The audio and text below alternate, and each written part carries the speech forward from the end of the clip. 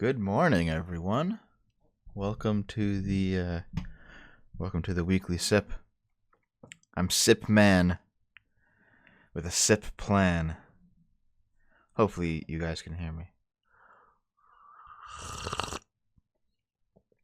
Oh, Longshanks Gunner needs to sell arms to Iran. All right, dude. I guess that's the side you're backing, eh? Morning, everyone. I love you guys. How's it going? What's the scoop? I ran out of that coffee that my sister had got me for Christmas. Unfortunately. She got me like a big old pack. I saved it here. I saved it. But I gotta look it up. I want to show you guys exactly what coffee it is.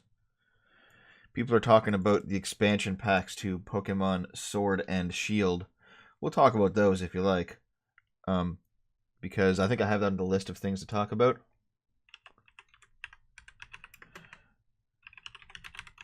Okay, check this out, okay? Okay, check this out.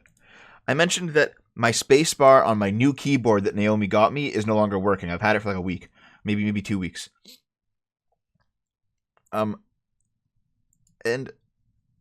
surely a keyboard should last longer than that, right? Like, okay, here. I'm gonna put it into the chat room right now. 5 stars, and then I'm gonna hit the space bar 20 times. See how many actual spaces come out.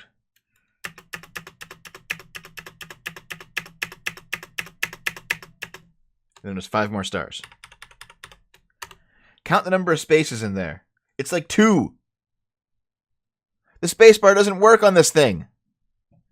I mean, it still was in warranty, obviously, but I'm kind of pissed off. If you know what I mean.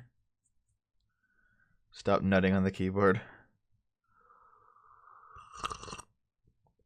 No. My girlfriend got me a new keyboard for Christmas, and the spacebar doesn't work.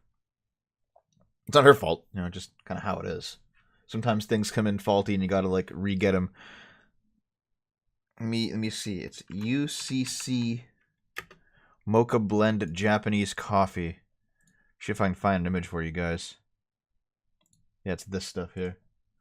I gotta see if I can buy it locally or something, because this stuff's really good. It's better than just copy and paste the space. Yeah, eh? Hold on, I missed a few supers. $5 from William Icebank. Morning, my guy. Thank you very much. $5 from Satanic Potato. Thank you very much. Good morning, Dev. You should check out Beanie Man's video that someone posted in the Discord. It's a politics channel. Okay, I'll check it out. Thank you very much. Why do I need V's gypsy magic? Here, hold on. $2 made in China. Thank you. Thanks, dude. Okay. Here's the coffee. That's what she got me. And it's really good.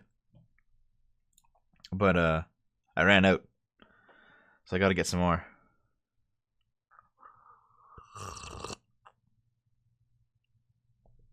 I actually don't have a camera set up here. I should probably get one eventually. I know like Sargon and Arch have both said that my videos would probably be better if I had a camera on, but I'm not nearly as photogenic as those guys are. To be quite honest. But I gotta figure out where to get this coffee, man, because this stuff's good. Anyway, what's a few things that I could tell you a little bit? It's almost like tea, yeah. It has like its little fold over thingy that you like it has like its own drip that attaches to the cup. It's neat.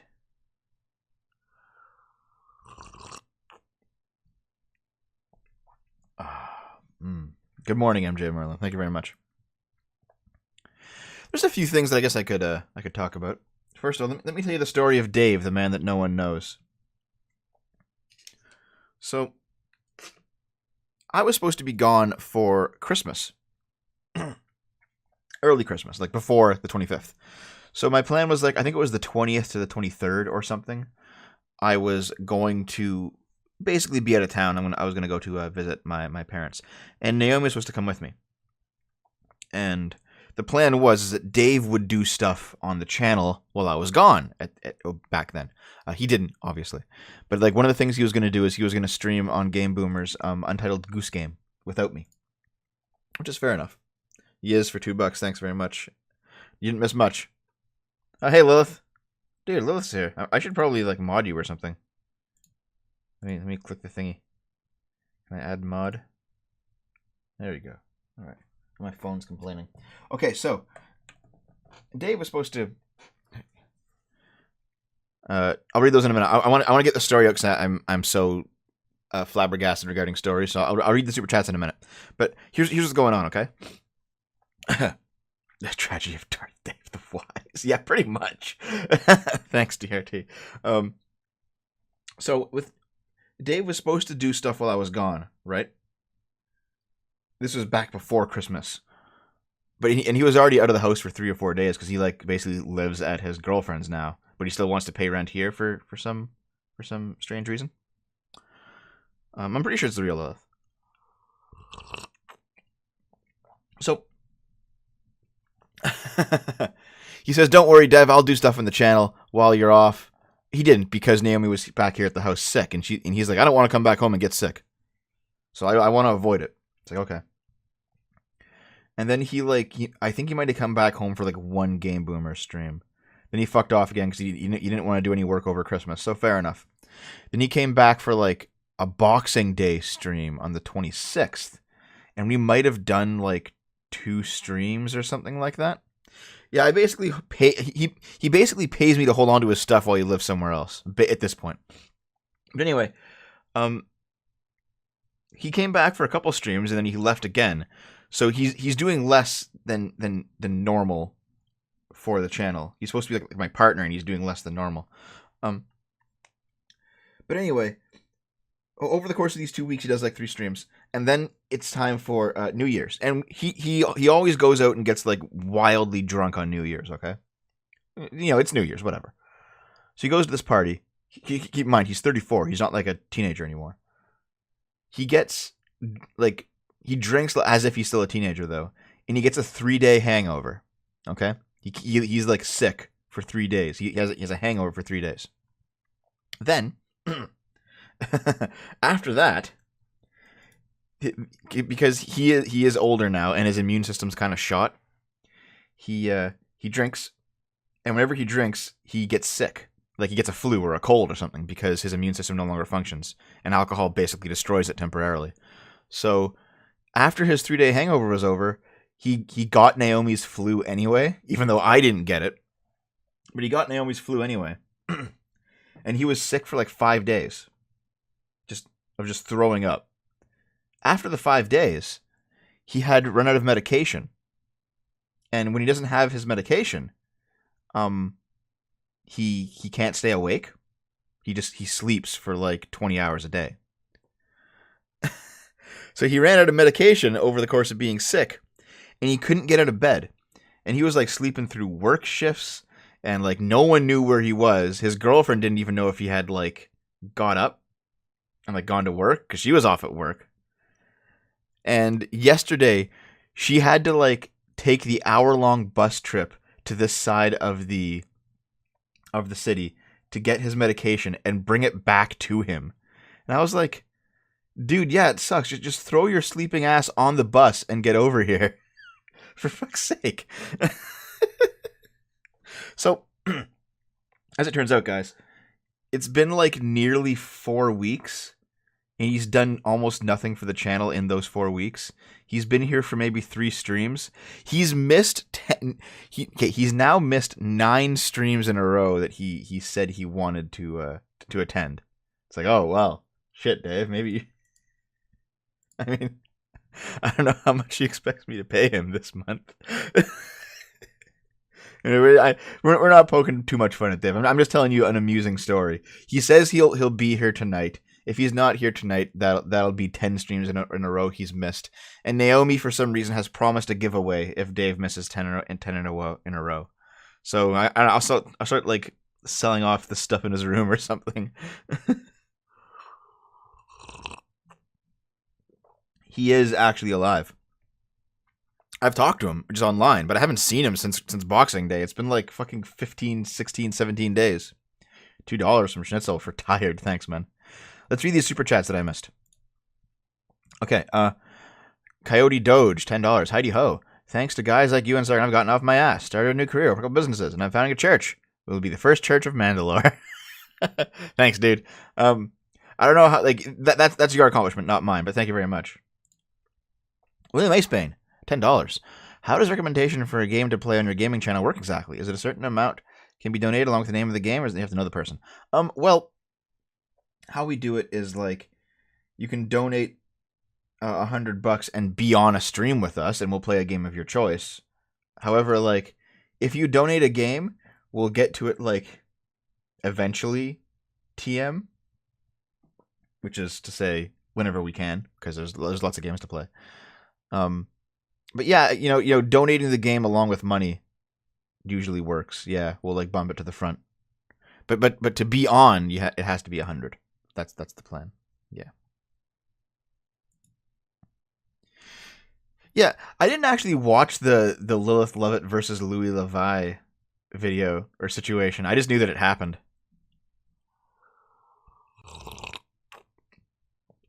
Lilith, you want to be on the Game Boomers couch? We could have you on, sure. I know that like Scrump showed up to the stream a few days ago and was like, "Stop streaming!" Like Naomi, we were playing a Zelda game, right? And Naomi and I are in costume. Like I'm wearing the Link costume. Naomi's wearing the Zelda costume, and Scrump's like, "Shut down your whole operation because I want to record a dump." And I'm just like, "Fuck off, Scrump. I'm busy." Devinor for 20 kroner, thank you. I'd go on drunk than miss a stream. Yeah, but the thing is, Dave's gone on Drunken Ruin streams before. Apple's Ghost. Forbes thinks wanting games to be complete at launch is a conservative position. You gotta link me a link to that. Holy shit. I haven't heard that before. Anyway, that's my Dave story. Something else we should probably discuss as well. Shit, what else was there to discuss? There was something else to discuss. Oh, yes. Regarding Sargon. So here's the thing, guys. I'm currently 2 days ahead on videos. I'm trying to stick hard to my resolution of one video a day. So, currently uploaded. Let's go to youtube.com. I uploaded this late last night. Okay? Currently uploaded for tomorrow's video is... Thanks for the next donation, Devinor. That's the charm, damn it. Yeah, kinda. But just the Link to the Past is is a goddamn amazing game. You fuck. Artemis, I'll check out your super chat right now. Good morning, Dev. If two pregnant women got into a fight, are they fighting? Are the two babies having a Gundam battle? That's pretty good, Artemis. Thanks, man. Thank you. Okay. So I uploaded a video that was late last night. It was quite late. I recorded it before the Link to the Past finale stream last night, and then I edited it afterwards. And I think I already have that link, but thank you very much. Apple on Apple, Ripple Apple, whatever your new name is. Yeah, I already have that link, but thank you. Anyway, so here's the situation, guys. I made a video that was a response, even though I mostly agree with him, to Sargon's why women should reject cuckoldry video, if you remember that. And then, like, that was one of the scripts that I had like lined up on my desktop as a joke during my Iran video, and people were like, "Do that one, do that one." And even Sargon was like, "Do that one." I was like, "Okay, I'll do that one." So I recorded that one and I put it up. I uploaded it last night, but it's not being released. It's not being released until Monday at 10 a.m. because I want to stay ahead of my release schedule, right? So the idea, I'm scratching my head actually. My hair is kind of itchy. Yes. Here, you can listen to me scratch. Ooh. Ooh. Ah. Anyway, if I can, I'm going to try to do these videos that are not really time sensitive like this one. I'll do them ahead of the game so I can stay a day or two ahead of my release schedule. And then if I have to like do a video right away because something like just happened, I will I'll preempt a video that I've previously made and then like push it ahead or something. I'll push the schedule ahead. So that's my plan, is to do videos ahead of time. And now I'll bring in my shill zone here. Dev Dandruff confirmed, yeah, kinda.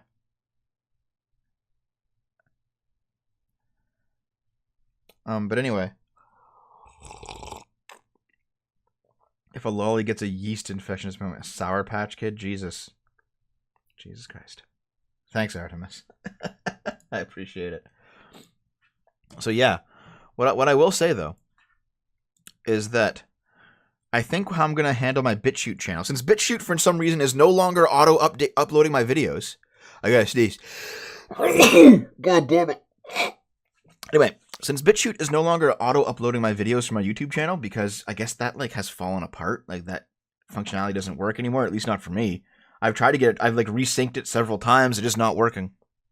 What I'll do is, whenever a video is done, I'll upload it on my BitChute channel.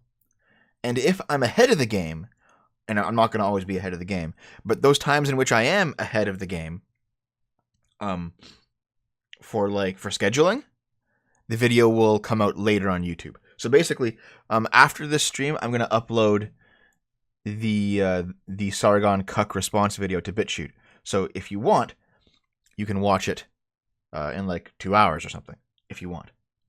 And then it'll come out tomorrow on YouTube at 10 a.m. That's how I'm going to handle BitChute, I think, from now on. So times in which I am ahead of the game on scheduling and on keeping on top of video releases, things will come out earlier on BitChute. Times in which I'm not ahead of the game, they'll come out at the same time.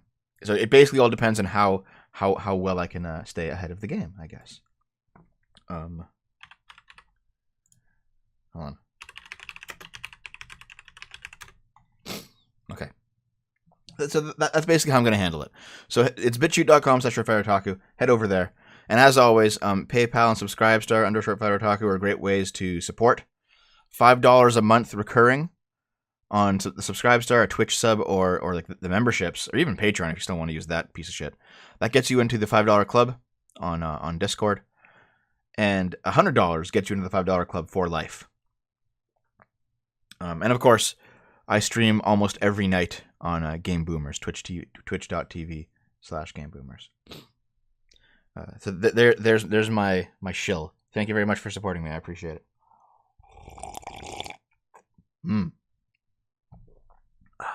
So,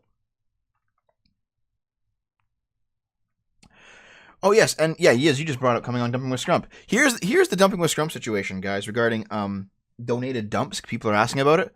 I'm going to start going through the list this week. Scrump and I did the Virginia Boogaloo dump. That went out, I think, yesterday or the day before. Yeah, no, it was yesterday. And so the next thing that I'm going to do is basically go down the list of people who have donated to be on Dumping with Scrump, gather them up, and then be like, okay, when do our schedules all align? Like, when Scrump's and mine and the guests align, and then I'm going to start doing those. We'll probably do them at a rate of 1 per week. So this week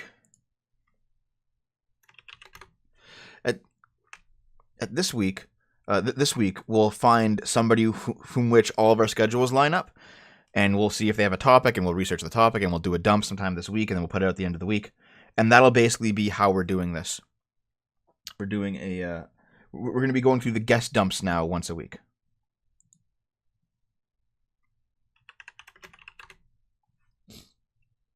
So those of you who've been asking about it, just wait. It'll come. But I think that's probably good for all the channel news anyway. Let's take this off of here. You guys want to get to the news instead of just the channel news? I didn't know there was actually a false alarm nuclear warning in Southern Ontario. You should link me that if there was, because that is news to me, sir. Here, let's bring in the news, guys. Let me just do the old click. Whoop, there it is. How DreamWorks engaged in predatory marketing towards LGBT fans. Oh no! It's almost like they're a marketable group that has demands, and capitalism knows exactly what to do with those things. So apparently DreamWorks Animation has engaged in deceptive marketing to boost LGBT viewership on its properties, including She-Ra. Who could have seen this coming? Over the past 2 years, DreamWorks Animation has engaged in predatory, deceptive marketing to boost LGBT viewership without intending to depict queer individuals in a meaningful way. As a part of this campaign, DreamWorks misrepresented internal diversity safeguards to journalists, while the studio's allies, such as voice actors and friendly commentators, have attempted to spread false information to discredit injured minority viewers. Injured! DreamWorks is, I guess, hitting their shins with baseball bats or something. These processes, which started on the past show, Voltron Legendary Defender, continue to be employed by the company on current series. Yeah, guys, send me links about that nuclear thing in Southern Ontario. I'll check it out. Though it has taken me months to confirm, I can now share that multiple independent sources have informed me Noelle Stevenson's show, She-Ra and the Princesses of Power, is part of the campaign to manipulate queer viewers. After several seasons of teasing queer content, both in the show itself and in staff interviews, the show itself will not incorporate meaningful, unambiguous LGBT depictions on screen among primary characters. According to the sources, DreamWorks and its partners rejected the idea of having a queer protagonist in their She-Ra show, despite the show's marketing and positioning as a queer-friendly program. Oh no! Oh no, guys! You fucking idiots. Man, anime's had that shit without fanfare for like 30 years now. Like, really? What was like the first serious mainstream event of having like a gay person in anime? Was it like Sailor Moon? I think it might have been Sailor Moon, where they had like, was it Neptune and Uranus who were dating or something? Like the two Sailor Scouts, they were together or some shit. It was something like that. I'm not sure though. I think so. But anyway, the point is that I guess these guys are going about it backwards. That they blow smoke up everyone's ass and then don't do it, and then everyone's mad about it. Meanwhile, anime has always been like, yeah, we'll just put it in. And you won't blow smoke up anyone's ass, we'll just have it. We'll just have lesbians in the show and it's done.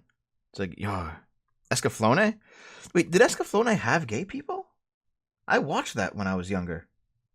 They were cousins in the American translation because America doesn't like the gays. But did Escaflowne have gay people? I don't think so.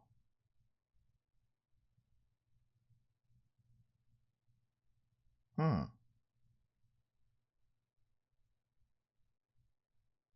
don't know. I can't remember. I watched that show like 4 times all the way through, and I still can't remember if there's any gay people. You were talking about animes. Anime, dude. Anime. Talking about that anime.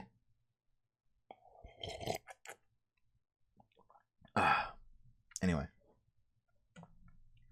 This person apparently wants to talk about their own experience and discuss Voltron from their own perspective. Alright. Anyway, Voltron's showrunners and staff said, minorities, we see you, but they're mad that they're not actually going to be in the show. I'm a gay man, and as a queer person, you accept something. The stories in the movies or on TV, they aren't about you. The creators will help you take your money, but you're largely invisible. You exist, but not on the screen. When two creators promised queer people that queerness will just be another part of a leading character in a giant robot show, a genre not known for being inclusive, something worth celebrating. Well, like, I get this point of view. I can see why it might be nice to see representation of yourself on the screen. But like, I remember playing video games, and like whenever I could, I would always like choose the female character, right? Like I remember playing and yes, I know that's like a precursor to being trans, and I'm not trans. But like I remember playing Jet Force Gemini, and you had the choice between like that dumb looking dude and like that really cool looking girl, and I was like, I'm gonna choose the girl. Like why not? You know? Most of my characters I think were female in World of Warcraft back when I played that. Via, thanks for the 5. Anime is haram. Donate $5 to the church to cleanse yourself, or use it for hentai. Thanks. Oh, you watched the Maria Sama review in over on the DevKit channel. Yeah, that's like that video was like 9 years old that we did, dude. Yeah. Trans dev. No, there's no trans dev. No. God fucking damn it.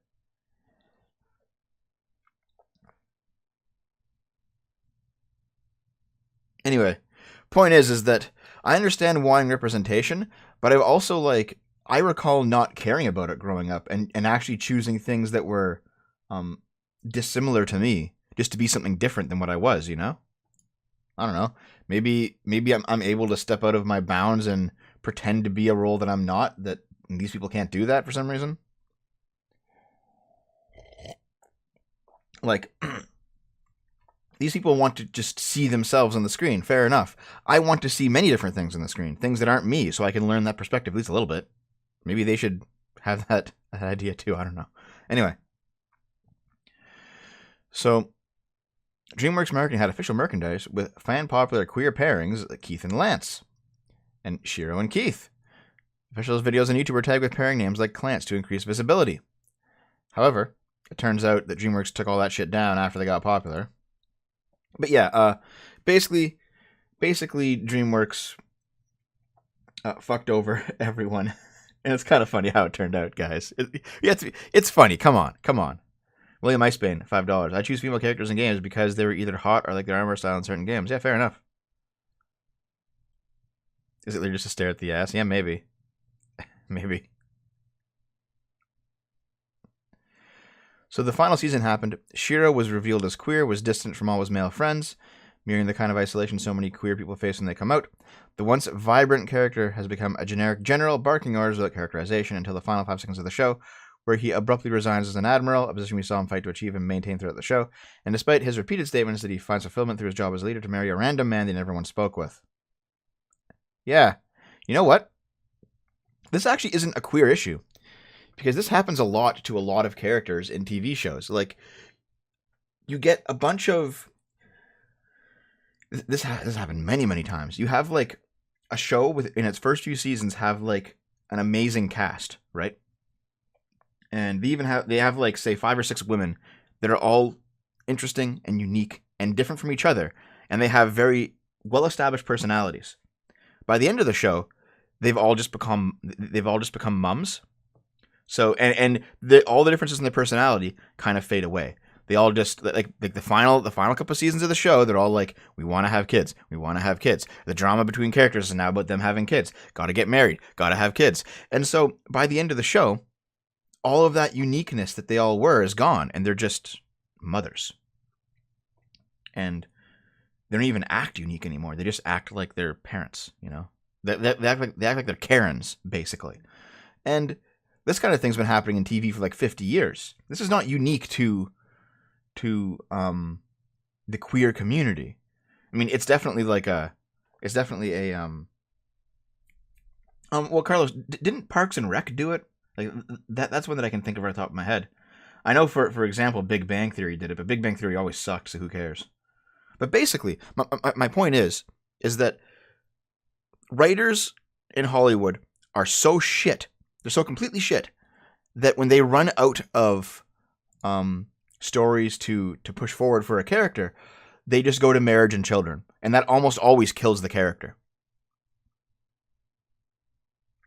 It's like Normal Life. Yeah, like Normal Life, but I don't watch TV to watch Normal Life, man. I want to see something unique and different, and like I want to see an adventure. Do we go on adventures every day in Normal Life? Not usually.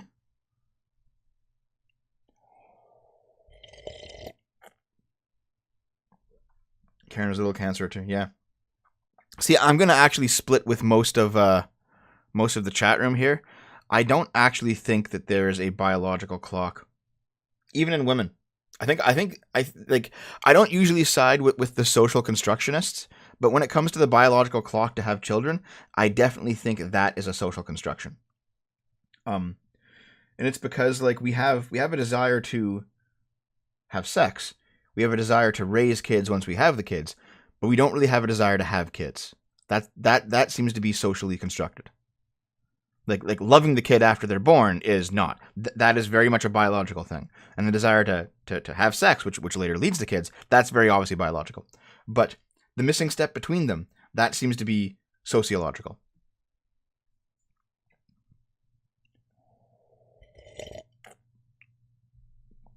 And I think that's why you have more women who and more men who don't have kids but are also still like okay with it. Like they're like a lot of them are hitting 40 and they're like, "Oh no!" But a lot of them are hitting 40 and they're like, "I'm fine." Because they actually did find something else that they wanted to do, you know? But Dev, the eggs. Oh no.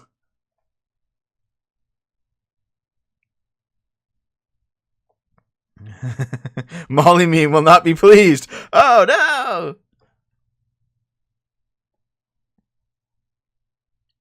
No, see, it's okay. Listen, no. It's very obviously not the same thing. Like you cannot say that the desire to have sex is the same thing as the desire to give birth to and raise a child. Like obviously they're not. They're connected by cause and effect, but they're not. I mean, consider this. Consider this. If we had a biological urge to have kids directly, why would sex have to be pleasurable? We would just do it, you know. For a lot of simpler life forms, where the biological urge to have sex, sorry, for a lot of simpler life forms, sex isn't pleasurable because they have a direct biological urge to have children. So they don't need to be tricked into it through pleasurable sex. Why would sex be pleasurable for humans if we could just have a desire to have kids directly? Doesn't make any sense. Brubs for $5. Biological clock is just a version of FOMO. I don't know what FOMO is. Sorry, but thank you.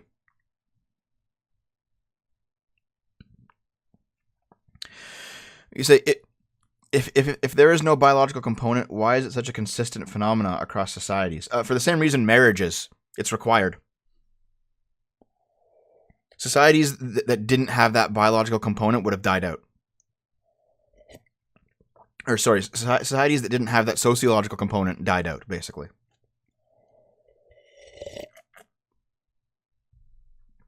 It's also my want not to have children, MJ Merlin. I don't want kids at all, and I never will.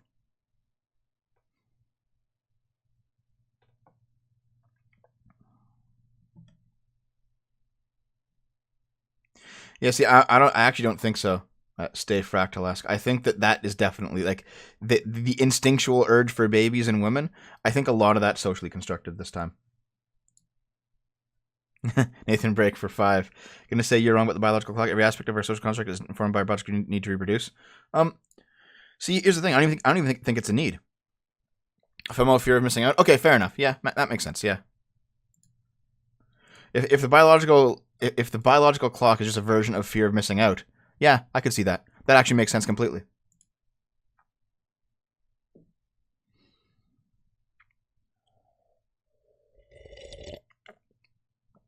Yeah, most people throughout human history didn't know that sex led to childbirth. That was like a new thing. Like we had to figure that out, man. Naomi blue pilled him. No.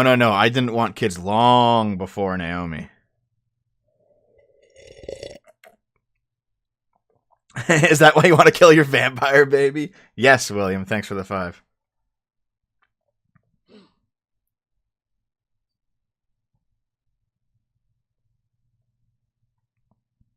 I'm late in getting FOMO here. Anyway, yeah, like it seems to me it seems to me that the direct desire to have children, if it existed, would mean that we didn't need to be tricked into doing it by having pleasurable sex. We'd just be like, "Oh, I'm feeling a desire inside myself that's biological in nature to have kids. I'll go do that." And the sex can just be like mundane. It's like, "Oh, I just got to do this. It doesn't even feel good, but hey, you got to do it to have kids, right?" You know, you just kind of you just got like stick your dick inside. Stick your non-hard, your floppy wiener inside of a girl and be like, "Okay, we've had the kid now. It's good." And there you go. Like, why would it need to be pleasurable? There's no reason for it. So I do think that like in the biological evolutionary arms race, sex became pleasurable because creatures, once they figured out once they had an idea that giving birth was at least somewhat a consequence of sex, they would be less often they would be less inclined to do it, basically. By that logic, you have no need to feel hunger because food can be pleasurable. That doesn't make any sense. No. The Ubermensch, fuck off. There's hard science that wanting to have sex is biologically hardwired into humans. And there's hard science that wanting to raise children after they've been born is biologically hardwired into humans. But there's an intermediary step there that's missing. That's what I think.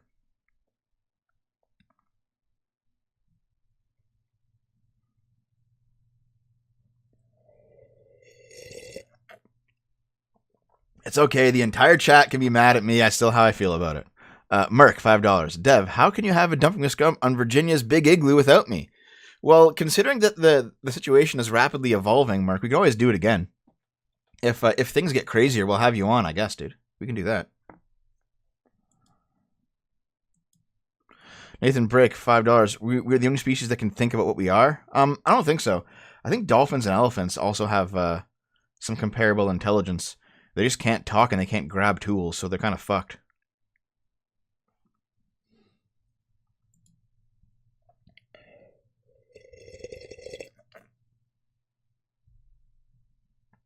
Can we back to LG babies whining about their fan service? We can if you like.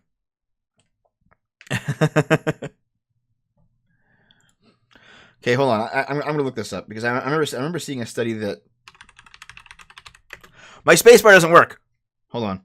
I got to like control V a space. Give me a second.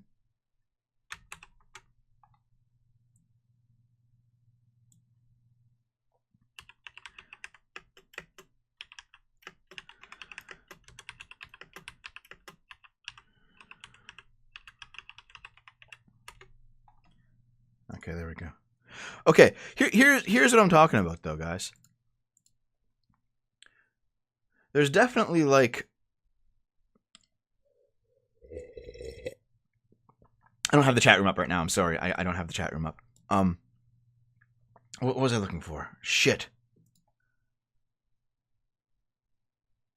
Is this a low IQ stream? Dude, all my streams are low IQ.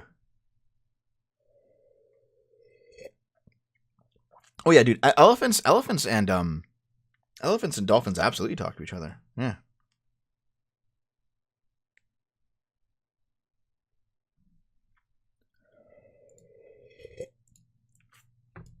You know, this is okay, here's something that's kind of similar, right? I know Sargon and others, they say things like, "Oh, all these women who aren't having kids, they're going to regret it when they're older. They're going to be and then like I remember seeing study after study after study of these people who didn't have kids and didn't regret it. They're on their deathbed and they're like, still wouldn't have had them. And it's like, well, I don't know. Like, do people really regret not having kids? I think some of them do. I think there's like, there's a bunch of women who should have had kids that feminism basically fucked over, for sure. But the percentage of any society that never wanted kids usually remains stable at around 10%. I remember seeing that study. It was like 10 years ago. I remember seeing that study, but that seems to be normal, that there's always going to be a minority of society that just, men and women who just don't want kids, and that's just kind of how it is, Suzanne Potato for $10. Not liking someone doesn't make it less true, Dev. As a study of history, I can tell you right now, that's still bullshit. People weren't that stupid. Since Neolithic times, that sex equals struggling. Yeah, but like people nowadays still don't know that shit. You get like some backwards ass Mormon who doesn't understand how to have a baby. Happens all the time, man. Yeah, 10% of humans is the exception to the rule, absolutely. But 10% is not 1%. It's still like a sizable minority, And also, some people shouldn't have kids. Yeah, you know what? There's a lot of survey studies aren't meaningless, Ghost. That's ridiculous.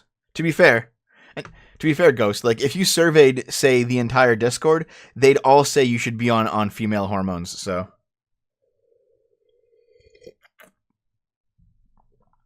Veraldo, that's true. Most people do have a paternal maternal instinct. That's true, actually. However, like there are people who have paternal and maternal instincts who still don't want kids, right?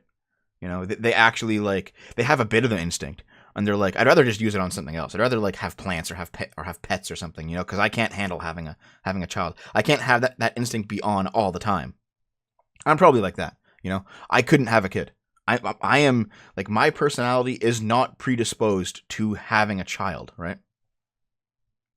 Dev, your whole position on kids coming off as a cope? No, I'm fine with it. Thanks though, Carlos, for the 5. Get on with the news. Yeah, people are saying just get on with the news. Yeah, fair enough.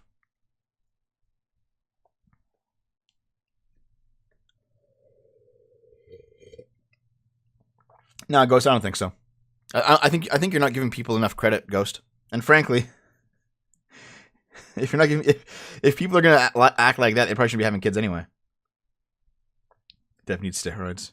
No, I just don't want kids.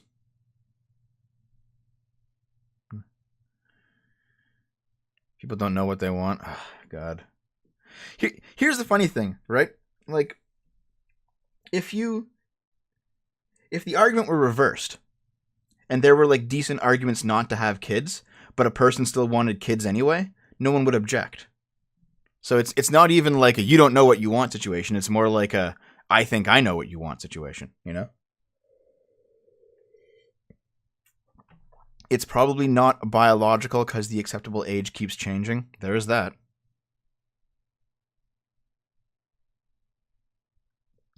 William Icebane for 10. Thank you very much.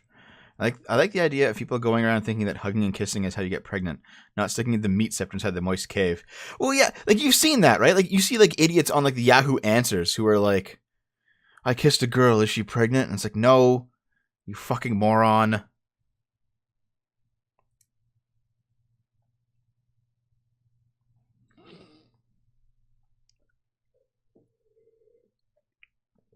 I've drank most of my coffee during this one goddamn article. So we're talking about bullshit here.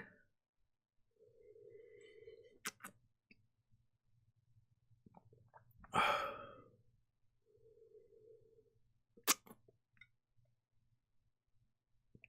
didn't realize not wanting kids was an issue. Yeah, for some reason, like 10 years ago, the internet was kind of settled on the opinion of do what you like with your life. If you don't want kids, that's fine, you know? But now it's like, you must reproduce to save the white race. And it's like, come on, who cares? Brick Muppet, the Virginia Boogaloo stuff I DM'd you in Discord a week ago. I don't think so. However, I am going to be using, we're going to be doing a second video on it. So I'll use it. Thank you very much.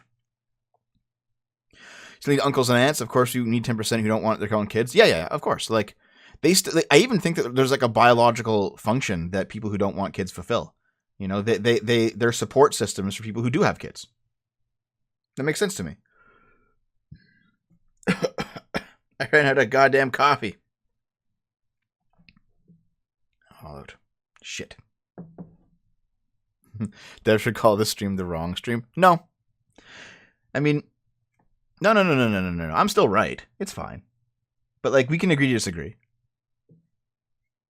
I don't mind telling 432 people that they're all wrong.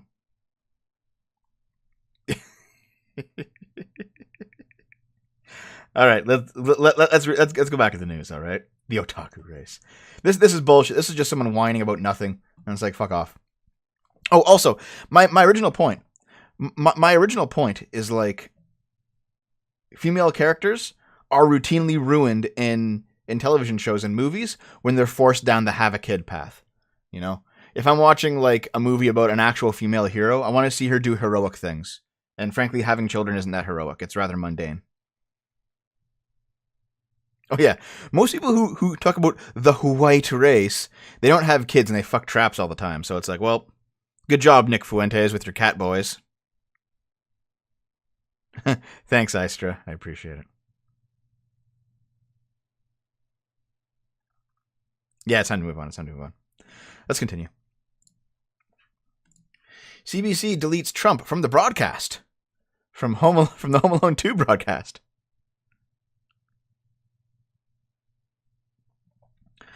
According to conservative activist Ryan Fournier, the CBC, the state-funded broadcaster of Canada, has edited out President Trump's iconic cameo from the broadcast of the Christmas movie Home Alone 2, Lost in New York. Now, this is actually kind of a dumb tweet on Ryan Fournier's part, because it was edited out for time, like, in 2015, or I think 2014 or something. Like, it's been gone from the movie for a while. Yeah. Movies aren't real, Stanton High, but I still want to see. I want to see something not real in my movie. That's why I see it. If I want to see regular life, I'll just go outside. That's kind of the point. You know, you're not actually going to show up and bump into Donald Trump in while walking around New York usually, but hey, you see it in the movie, right? Why people feel they need to tell us what to do anyhow? I don't know. I've had so many. It's weird. I've had so many people tell me, "Dev, you must have kids." Like more now than 10 years ago, and it's like, get out of here. I was more extreme about not having kids 10 years ago. Anyway. Yeah, exactly, Mooch Talks. Exactly, yeah. There's a reason that people have no biological drive to have kids. Absolutely. Anyway, I do go outside. It just kind of sucks right now because it's really cold. But anyway, they cut out Trump's cameo in Home Alone 2. Everyone lost their shit. But as it turns out, it's been out of it since 2014. Yeah. CBC responds to the criticism that the short scene featuring Donald Trump was deleted from the movie Home Alone 2, which aired recently. Spokesperson says several cuts made for time. These edits were done in 2014 when we first acquired the film and before Mr. Trump was elected president. Yeah, like, I don't think this is a censor Trump off the TV situation, guys. I really don't think so. Yeah, being a single mother is stunning and brave. Oh. Yeah, the cameo lost its impact because Trump got elected, frankly. Yeah. Do you watch Slice of Lifes? I do like Slice of Lifes, but like they're often kind of zanier than real life. And also Slice of Life anime, they usually end before the childbirth section. Right? Des Bloodline ends with him? No, it doesn't. No, it doesn't. I have many cousins, all of whom have had kids. My sister's likely going to have children soon. I'm fine. My family will continue without me. Bring him up at $5. Dave is wrong, but if you were a windsock, he'd be lame. All right. Dev reproduces by budding. Yeah, Satanic. I was the same way. Actually, I have like an SJW past that's been like pretty well hidden. My university years were like very SJW, but I was like atheist plus back then, and I was very like anti-natalist. And now I'm just like, people can do whatever they want with their lives. I just don't want to have kids. Yeah. When I was a kid, that Trump scene was magical to me. I vaguely remember it too. I only saw it once, the movie, when I was younger. And I vaguely remember this being like, haha, it's that guy. But I didn't know who Trump was back then, you know? But anyway, everyone's complaining. Yeah. Cuts for commercial breaks are usually reserved for scenes that have little to do with the plot. Trump cameo is exactly that. If the movie was about Kevin being adopted by a real estate magnate during the holidays, it'd be a different story. Yeah, this is not about Trump, guys. Everyone who lost their shit about CBC cutting it out, it's like, calm down. It's not about Trump. Dev was a communist. Yeah, actually, I had like a communist streak to me, and I would say I wouldn't be like. I wasn't a tanky though. I wasn't like pro Stalin. I was definitely one of the real communism's never been tried types. That's who I was when I was young. Never had a commie tattoo though, like Dankula. Anyway, let's continue. Elizabeth Warren's campaign says Asian, Indian, and Middle Eastern billionaires are white.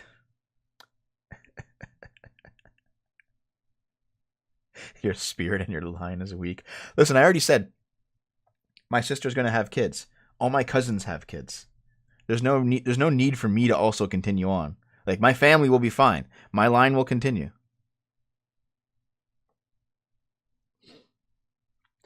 Democratic presidential candidate, Indian candidate, Senator Elizabeth Warren's campaign website labeled Asian American, Indian American, Iranian American, and Pakistani American billionaires as white. They're my family, so it's my line. Like, it's my parents' line, isn't it? Why wouldn't it be mine? Like, now you're just being like directly dumb. My sister's line is mine because she came from the same line as I did. Like my family going back. You goofus. Anyway. The Massachusetts Senator's campaign website includes a page on wealth inequality, which featured a since deleted graphic breaking it down for the 400 wealthiest Americans by race. The graphic included 3 categories: Black, White, and Latino, though the campaign used the term Latinx. According to the graphic, Only 6 of the top 400 wealthiest Americans are non-white, but that's not accurate. The campaign appears to have classified at least 14 American billionaires of Asian, Indian, and Middle Eastern descent as white. Only 3 races exist in America, I guess. Devinar, thanks for the 50 kroner. The whitest woman in the world says others are white. Projection and irony.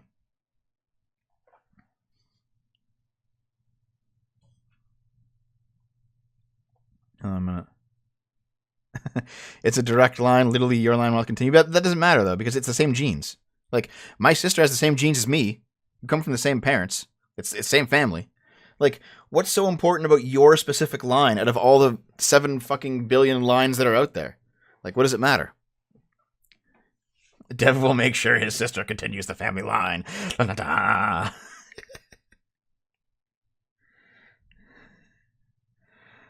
Not dead. I don't do it every stream. I didn't do it last week, but when it comes up, it comes up. You know, that is the situation.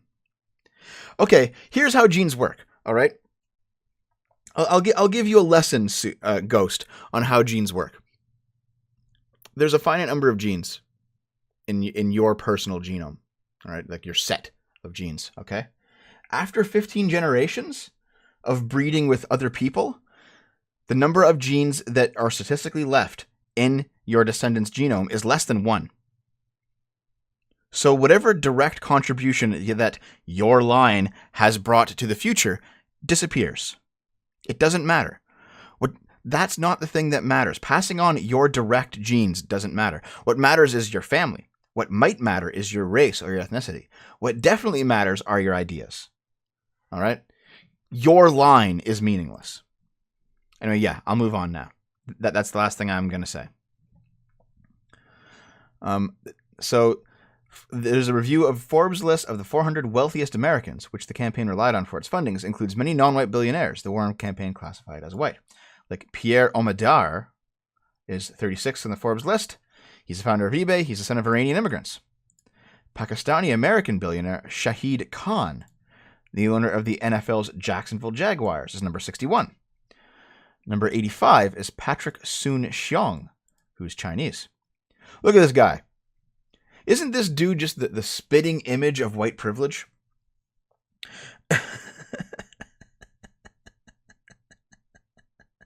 Yeah, dude. Is this who Elizabeth Warren thinks is white? Is that why she thinks she's Indian? I guess they're all just like, race is just like everyone's transracial now, I guess.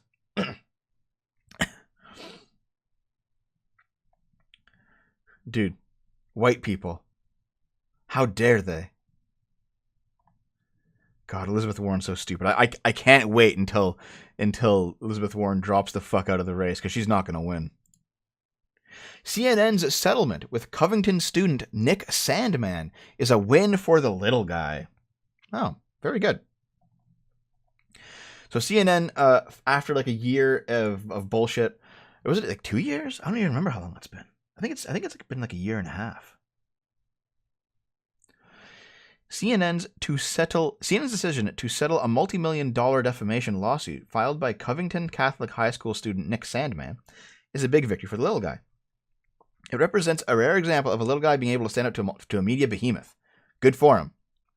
I hope this guy basically gets free college out of it or whatever. Because Christ, they deserve it. These are huge news empires. They're no longer fact-checking shit. They're just immediately, as quick as they can, shitting news out into the atmosphere and hoping no one calls them on how completely inaccurate it is. So yeah, holding the task. I hope like this. You know what? I hope this opens the floodgates. I hope everyone who has ever been wronged by CNN just files suit and like destroys them, because fuck these guys, dude. If not for the aggressive and presumably contingent fee representation by famed attorney Lin Wood, the result may have been different. So the $250 million defamation suit was probably settled for at least 7 figures, but doesn't expect the exact figure to ever be made public. Yeah, there's going to be like an NDA on that. Brick up at $2. Thank you very much. We accept them. One of us. Ubogabu. I don't get it, but thank you for the 2. Anyway. So the settlement amount is confidential, but likely was in the millions given the intrusive nature of the discovery Sandman's attorneys would have had into the CNN newsmaking process and the cost of continued defense. Yeah. Fuck these guys, dude. Every journalist should pay attention to these cases to understand how their stories impact ordinary people and how they can be individually and institutionally responsible when they get it wrong.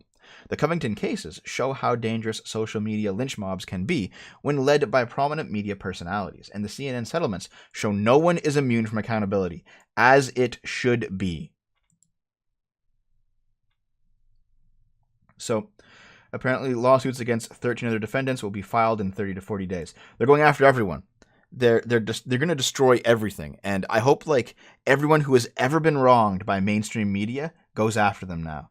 They have an ethical obligation to ensure that their reporting is accurate, and they've basically given it up since Trump's been elected. So burn them all, guys.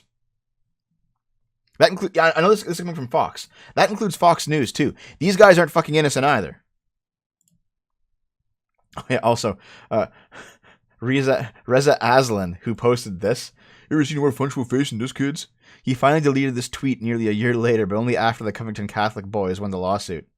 Also, apparently he was served, so fuck this guy. This is on Salon.com. 1917 has one major flaw. It's irresponsibly nationalistic. The film has amazing acting and technical achievements, but its simplistic storytelling falls in line with Trumpism. You know, being nationalistic isn't solely the property of Trump. Trump didn't invent it. In fact, 1917, a high amount of nationalism compared to today's norm might be completely in line with it being a historical fucking movie. Sargon should lecture Dev to stop jerking it and have a babby. Nah, thanks. The enemy doesn't want them either, so we're fine. Concord have actually been following the Hong Kong protest. It's getting worse now that the media spotlight is off of them. Unfortunately. So, 1917 is a movie that perfectly fits President Donald Trump's agenda, even if the filmmakers didn't intend it. I take no joy in criticizing this. It's beautifully shot, etc., etc. There's a beauty and simplicity of the plot. Yet as I watched it, I felt uneasy, not for aesthetic reasons, but for moral ones.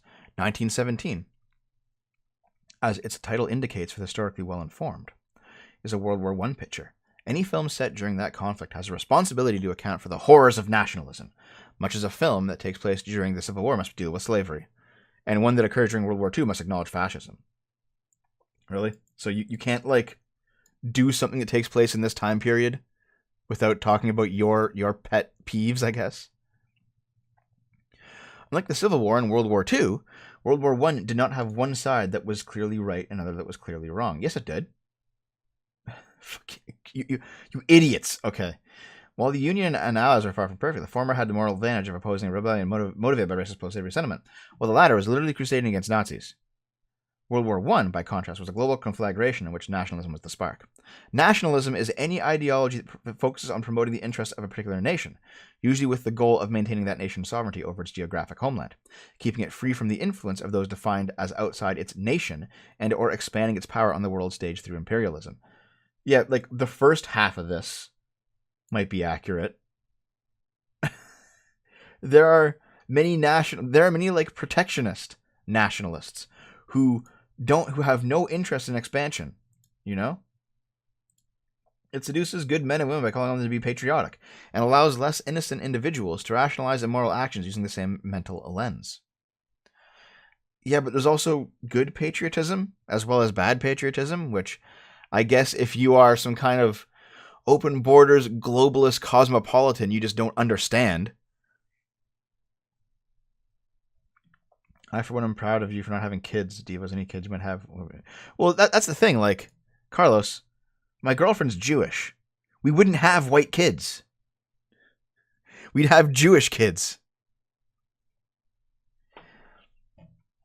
Anyway, the complaint is basically that all the major parties in World War I are nationalist. A movie like 1917 must acknowledge the inherent ambiguity of the conflict. So, if all parties in a war are nationalist, no one can be right. No one can be good. There's no better or worse because nationalism is inherently evil. Fuck me, dude. So stupid. DRT is king. Thanks for the $2. What do you have against the Kaiser, Dev? Kaiser rolls are pretty good. Russian influence is nationalism. You keep seeing these people. They're like, Trump is simultaneously a Russian plant, even as he destroys Soleimani, who was like the general of one of Russia's allies, and he's also a Ukrainian plant, even though Ukraine and Russia like fucking hate each other. Also, Bernie Sanders, who Trump is running against, he's also a Russian plant, and it's like, shut the fuck up, all of you. You're all stupid. Jewish people are Schrodinger's whites, actually. Oh, sorry, deliciously cute closet pervert. I do read quite quickly. Sorry. In any case, this person is just. Oh, this person calls Kaiser Wilhelm II a proto-Donald Trump. Because he was a German nationalist. He thought of himself as brilliant, but as more accurately described as having viewed other people in instrumental terms. He was a compulsive liar. He seemed to have a limited understanding of cause and effect. His bumbling in foreign affairs laid the foundations that helped culminate in that global conflict, in no small part because he was adverse to listening to advisors with more knowledge than himself. Really? Okay. Devinar for 50 kroner, thank you. Horrors of nationalism? Is she mistaking it for jingoism? Yeah, she is. She straight up is, yeah. Anyway, nationalism is a sinister ideology because it encourages people to subordinate the interests of justice and humanitarianism to those of an impersonal collective, the nation. Well, isn't that communism as well? The collective. The worker. A class of people that you should be subordinate to. It's almost like the only ideology that's actually fit for purpose is individualism. You hack fucks at Salon. God damn it. All of this needs to be said because a movie about World War I that completely ignores the ideology that begat the conflict. Begat the conflict is at best irresponsible and lazy. At worst, it is implicitly nationalistic itself. Of course it is. Because you can't stand still on a moving train. Fucking hell. King Connect, you missed a big-ass argument earlier. It was fun, though. Let's continue. That was stupid. Here's something else that's stupid. Telling the truth on trans issues got me cancelled. One psychologist's story. Issues connected to sex and sexuality. Oh, DRT is king, thank you. Anti-Kaiser Wilhelm II rhetoric is ableist. Thanks, dude. I appreciate it. Thanks for the money. Issues connected to sex and sexuality have played a prominent role in my life, going back to 1972, where my mother and her business partner opened what I believe to be Canada's first sex shop, Lovecraft. 30 years later, I began teaching the psychology of human sexuality at Brock University, and I've continued to teach a similar course each term at Ryerson University to this day. I have also taught psychology of gender and almost 20 other courses related to psychology, research methods, and statistics nearly 200 times. In my clinical practice as a psychologist, who wrote, was this Peterson? I kind of said, no, it's not. It's Oren Amite, somebody else. In my clinical practice as a psychologist, I helped countless individuals dealing with LGBTQ-related matters. As a teacher, I always encourage students who identify as LGBTQ to participate actively in discussions they felt were relevant to them. This has helped create an environment in which students can challenge one another's premises in the spirit of civility, open-mindedness, and critical thinking. My perspective on these issues is informed not only by comprehensive reviews of the available literature, but also by extensive discussions with experts in the field, trans people, and their families. My personal experiences are also relevant, as I belong to one of the first generations of Canadian for whom coming out as LGBTQ was, at least in some quarters, heartily accepted. My brother and sister are both gay, and many of my oldest daughter's friends are trans or identify as genderqueer or non-binary, and they have always been welcome in our home. I have been vocal about affording LGBTQ people the same rights, protections, and access to care as everyone else, and I have tried to conduct myself professionally in a way that models these values. But it's important to remember that behaving this way, being an ally, to use the popular term, is in no way inconsistent with reacting critically to political developments in the field that, to my mind, go beyond the bounds of science and responsible clinical practice. Give me a second here. Lilith, are you watching this? Oops. Lilith, because I think you might want to see this. Are you watching this? This is actually an article you might want to see, Lilith. Anyway.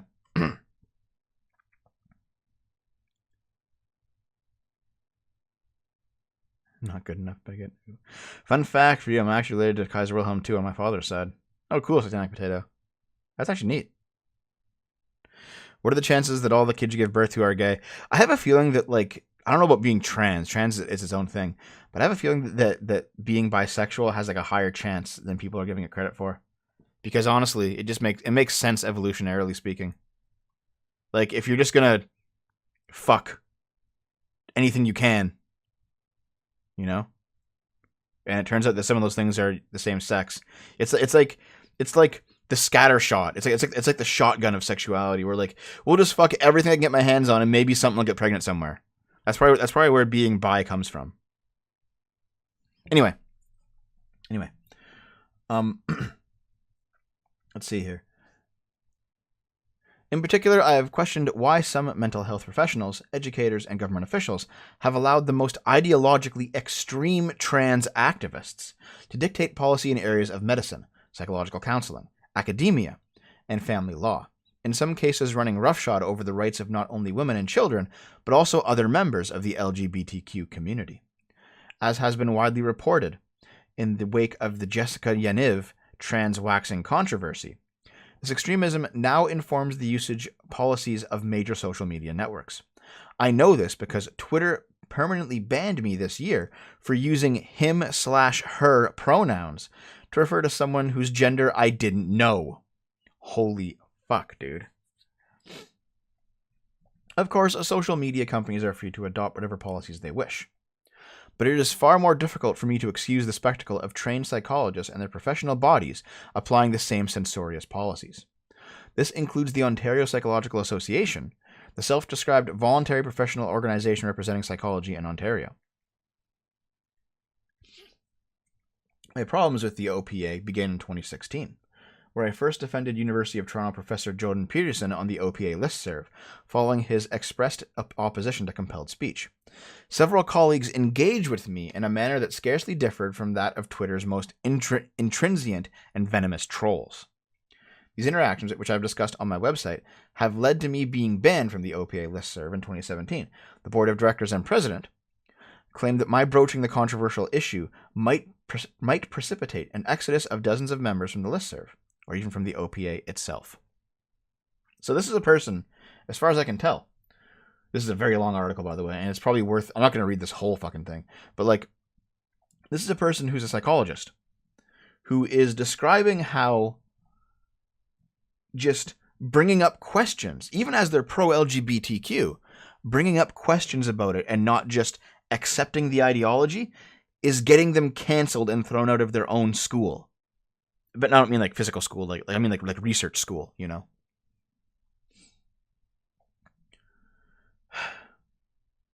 Things are getting really bad.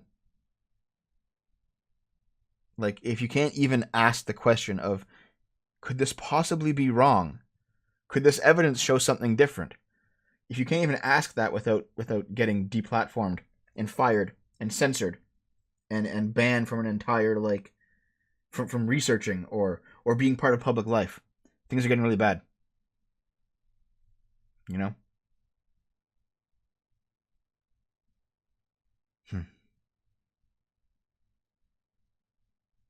I'm sure you have a unique opinion on this, Yiz, because I know that you're trans. And Lilith, I know that you're trans. If you're still here, you might have a unique opinion on this as well. I don't think Lilith is here anymore. I'm just going to link it to her. Suck the dick, bigot. Yeah, basically. Thanks for the 5. Thanks for the 5, William. I appreciate it, dude. Let's continue. Bernie Sanders Revolution, or how I got those pesky women and people of color to shut up about their rights. Okay, so there's a lot wrong. There's a lot There's a lot wrong. No, I haven't, Hexapeel. I don't even know what that is. There's a lot wrong with Bernie Sanders, but I don't know if you could actually like. This is like a redo of the Bernie Bros thing, isn't it? Where they're like, obviously Bernie Sanders is just like a fucking white supremacist, even though he's Jewish. He's obviously, even though he's been like an activist for 50 fucking years, he's obviously this patriarch. And it's like, shut up, Hillary, shut up, Elizabeth Warren. You just like somebody who's terrible because she has a vagina. Bernie Sanders' revolution is an ideology put in place to keep women and people of color down under the false banner of progressivism. Dun, dun, dun. Normally, when I dare to talk about Bernie Sanders, I'm riffing off an article or a statistic or a vote. I'm not going to do that today. I'm going to talk about his bowel movement. His bowel movement? I guess his movement is what they mean. Jesus Christ. We can talk about his rape essays or his vote against the Amber Alert, his vote against the Majesty Act, his vote to fund the F-35 program, his support of Big Sugar, his failing health, his various instances of support for the gun lobby, his abstention from a vote sanctioning Russia, his unwillingness to explain his Medicare for All plan, the time he wanted to primary Obama, his really hypocritical approach to campaign funding, or the fact that he plays so fast and loose with his campaign funds that the FEC has sent him multiple letters, including one that was going to pay to Long. Jesus Christ, dude. Social link. Other news, which is Layman Cridge. I kind of like Witcher. Wasn't great. Wasn't bad. No True Socialist. Yeah, kind of. But so these are top. Wait, is this? Here's the funny thing: you can't tell if this person is objecting to Bernie because they're on the right, or because they're a feminist. It's like, oh, all right. Sure, dude. You can forgive Sanders for his sins. Each of these alone is pretty bad, but they're just reasons I would never vote for him. I also wouldn't want to be in the same room as him, because based on these I get the impression that Sanders would acknowledge my personhood. But I didn't take to social media and post daily about why John McCain or Mitt Romney shouldn't be president. McCain and Romney haven't been in lockstep with Sanders, but they have espoused similar views. So you might wonder why I'm all up in arms about Sanders. Because as much as I give it to these idiots, they were and are little d Democrats. What I mean by that is they were willing to accept majority rule. They weren't running a long con. So I disagree with them on the political stuff, but I was confident that I could just go to the ballot box and vote against them, and that would be the end of it. Sanders, in contrast, has been trying to mobilize his supporters to disenfranchise people like me. What is your position that you're being defranchised? Because you could be like anyone at this point, from how you frame this article. Sorry, Tatters, sorry. Now, again, we can point to Sanders' campaign pulling volunteers from polling stations where he knew he couldn't win, thereby suppressing the vote. Wait, does that suppress the vote? How does that suppress a vote? Can people still go to the poll and vote? What? All right. Tulsi is a fascist. That's dumb. That's not the dumbest thing I've seen in the chat today, but it's up there. Bernie or bust, but who has the bust?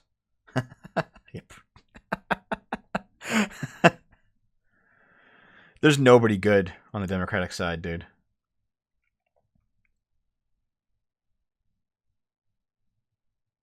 We are at an inflection point in our society. We've actually been here for some time. I would point to Obama's presidency as not the start of this inflection point, but certainly indicative of it. Women and people of color are starting to be recognized and valued for our work and accomplishments. Okay, so this is a hyper-progressive then, who is angry that Bernie Sanders is an old white man who's taking power. Okay, I understand. Yeah. They're a Democrat. They're like a hyper-progressive who disagrees with Sanders. Because they're not like communists, they're just like they're just like cultural Marxists, I guess. What's my opinion of Siobhan Head? She's a nice lady. And that's about it. I've talked with her. She's friendly. She's cool. Yang's an idiot. UBI at this point is literally just communism. It's like communism with like a different coat of paint, really. That's what it is. It's more redistribution bullshit.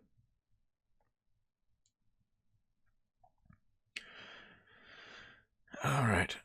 And before any of you guys try to gaslight me in the comments, I have actually been put in a position where I had to regularly make tea for men simply because they are men. That sucks. You could always have said no and walked away. Like, okay, yeah. I succeeded in taking a position over them and was still asked to do it, so the way I got out of it was by spilling the tea all over them every time they made me serve it. Okay, if you have a shut up. If you have a position over them, you were being asked to do it, but you weren't being made to do it. It sounds like you have no spine, and you're blaming the world for not allowing you to get through it without having a spine. Like, have some fucking backbone, woman. The reason why my white male colleagues have forced me to do stuff like serve them tea or clean up after them is because I threatened them.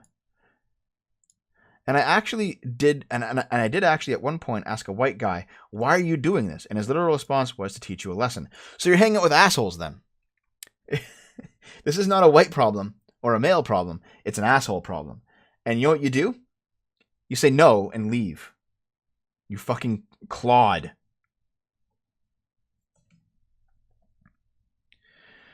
This sort of discriminatory behavior, oh god, I've seen this so many times before. It's just like, this person isn't speaking. They're like reciting a Bible, you know?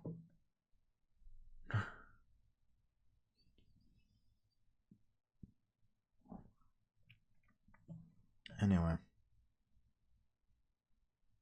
Many white men have told me to my face they believe I'm less intelligent than them, or weaker than them, or more emotional than them, simply because I'm female. Well, I don't know about less intelligent.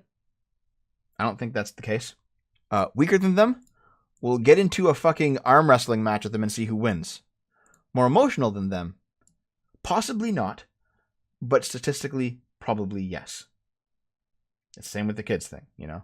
It's always possible to not want kids and not regret it, but statistically, most people want them in the end. I'm just lucky in that I'm one of the ones that don't. Sorry, guys. Haha. The issue with the argument is, ironically, the guys making it are not thinking logically. Actually, they kind of are. They kind of are. You know, their line of reasoning is fear-based. Even if it is fear-based, fear can often be quite logical. You know? Their entire self-worth, their entire status and identity is based on them being just naturally and incidentally better than me, and thereby deserving the massive privilege that would entail. Well, if you're better than them, prove it. Like, outcompete them. And apparently you did. Like, you said that up here. Where was it? You said you took a position over them. Like, you already beat them, man. Just tell them to fuck off. You're already the boss. Holy shit. This woman's like, I got given a position that was a management position above these people. How come they're not listening to me? Do I have to actually like act like a leader and reinforce? Like, you have no clue how to do fucking anything.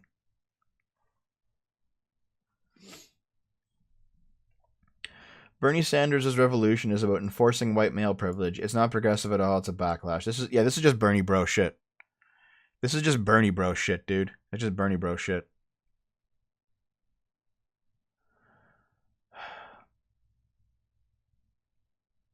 Also, I don't think the word Jew is the word Jew even mentioned in this. Oh, it's mentioned in Dr. Martin Luther King's writings. Okay, and that's it. He quoted it. Anyway, yeah. Apparently, it doesn't actually matter to this woman what your politics are. It only matters your race and your gender. So you could have like a black woman who's far right, and they'll be more suited to be a far left president than Bernie Sanders. It's so fucking stupid. It's so stupid. I can't. I have to move on. I can't. All right. Oh yeah, I forgot about this. Ross O'Donovan, known as probably the last decent person in the Game Grumps office, put out this tweet, strangely enough. This is like very out of character for him. I enjoyed Thundercat's roar. I enjoy it even more knowing there's a bunch of shrieking man children shitting all over themselves. Because they didn't like it. Ross? Is that your position? Someone doesn't like a thing that I like. Obviously they're shitting themselves. Really? Like, I don't think my entire chat here is shitting themselves because they're wrong on the kids issue. I don't view you guys that badly. I can at least like have respect for your position even if I think you're wrong. Like, fuck, what the fuck, Ross?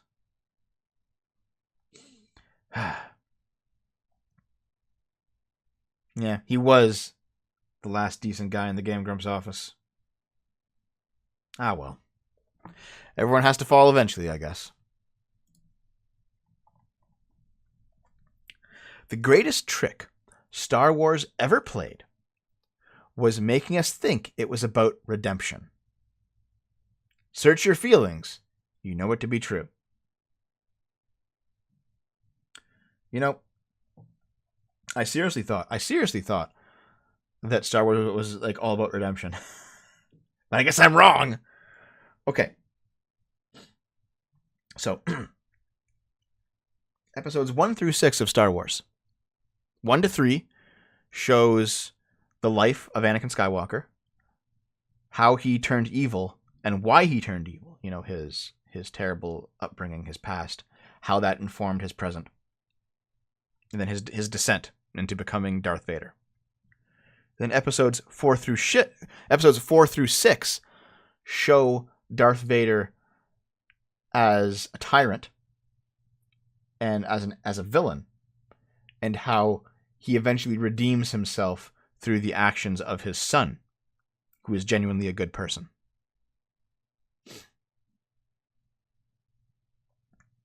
That seems like the narrative of Star Wars. It starts with Darth Vader as a young child, it ends with his death, and it is about his past, his attempt to be moral, his descent into being a tyrant, and his eventual redemption by the end. Vader had an obvious redemption arc.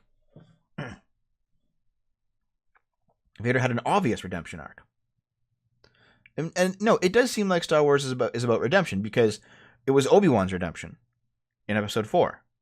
It was Luke's redemption when he was arrogant and brashful in episode 5, and he learned to be a more well-balanced individual by the end of episode 6. Star Wars is actually what the biological urge to have children. You'll never convince me that exists. Anyway. From the moment he walked on screen in The Force Awakens, some Star Wars fans felt like they already had a handle on Kylo Ren. He was obviously a good guy. Who the fuck thought that? He's like the villain of episode 7. Who? Fucking Polygon. Wow, okay. Or at least he was going to wind up that way by the end of the trilogy. No, I always kind of expected him to be like a tragic villain in the same like cut from the same cloth as Vader. They ruined it because I guess they can't make a good movie to save their goddamn lives anymore. But I think the original plan was to have like 1, Finn to have an actual story, 2, Rey to actually be trained as a Jedi, and 3, like Rey and Kylo might have had like the frenemy thing before finally having to seriously face off, but like no Fractal-esque. That's why you want sex without wanting children all the time, like all the time. Yeah, Rian Johnson ruined it. It could have been at least an okay trilogy. Rian Johnson destroyed it. Anyway, Star Wars isn't about redemption. It only seems that way, yeah? Return of the Jedi's immortal third act set the tripart structure for all futures to climax Star Wars battles. A fight in the ground, a fight in the air, and a fight of Jedi emotions. As his friends desperately try to... Yeah, we all know what happens in Jedi. Here's the thing. Darth Vader was never redeemed. Apparently, that doesn't count. I mean, it's kind of like... Deathbed redemptions are always kind of shitty. Because like, oh, I spent all this time doing terrible things. Now I'm sorry because I'm dying. It's kind of shit. It's kind of shit.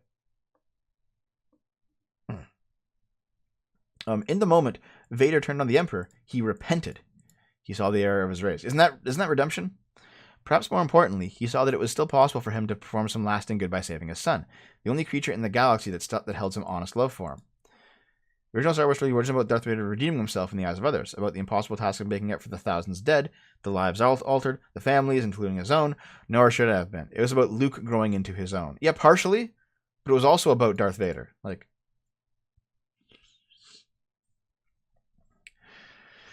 Yes, we know what happens in Empire Strikes Back. Come on. Luke grows up. Yes, we get it. Asking for forgiveness and actually making amends for your actions are separate things. Vader's nearly immediate death created a useful emotional illusion that completed Luke's character arc in a satisfying way. The audience mistakes that for the real thing. So I guess the point that they're making, and there's a point here, is that because Vader died before ever actually being able to do any of the rebuilding work that he was obligated to do after coming back to the light side of the Force, his redemption doesn't count. And I get it, right? I kind of get that, because, like I said, deathbed conversions just seem like bullshit to me. It's like, now that you're dying, you're sorry. After you did all this shit for 40 years, fuck off. Like, I understand that. But at the same time, like, if you were dying, what would you, like, considering that he died, what would you have had him do? Like, he did give his life. That is something. It's something to lose a life, you know? So I guess this kind of plays into their whole argument of you can't just apologize for past actions, you must suffer for them. You know, like the whole Me Too movement. Thanks for the $2, Hills. I appreciate it. But like, yeah, the whole Me Too movement thing, where it's like, it doesn't matter if it happened 20 years ago and you said sorry, you must still suffer for the rest of your life. All right? Or like, how about this? When someone like digs up your old edgy tweets or your old YouTube videos or like your old Newgrounds posts or something, and it's like, I thought you were an SJW. How dare you? And now you have to spend like a constant, indeterminate amount of time apologizing and reapologizing and reapologizing to the outrage mob. I think that's where they're going with this, is that because Vader didn't get stick around to basically be beat down by the crowd, which, to be fair, he probably should have if he had stayed alive. But because he didn't, it's not real redemption. And it's like, well, I get your point, and there's something to it, but you're still fucking retarded.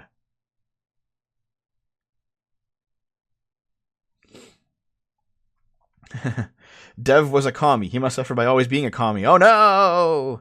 I was like a very light communist, you know? Like, I wasn't like really, really into it.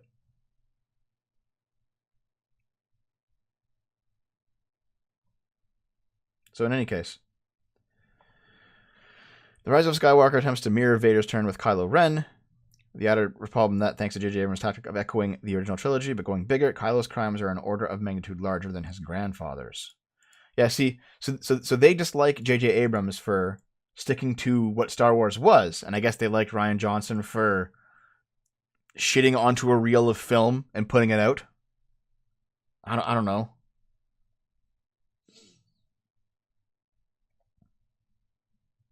Yeah, so but apparently Kylo Ren doesn't actually repent. It's just a Jedi. It's just a Jedi mind trick, because I guess repenting means suffering. Maybe. Like I said, there's a point here, but these people are still stupid.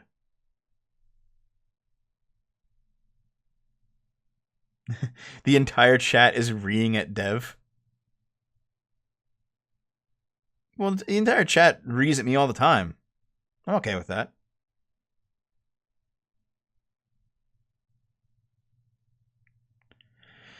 It would be interesting to see Vader live and try to rebuild while struggling to stay good. Hills for $5. Thanks very much. Yeah, I agree. But like, it's like I said, there's a point to this take, but it's still stupid. Okay, so check this out.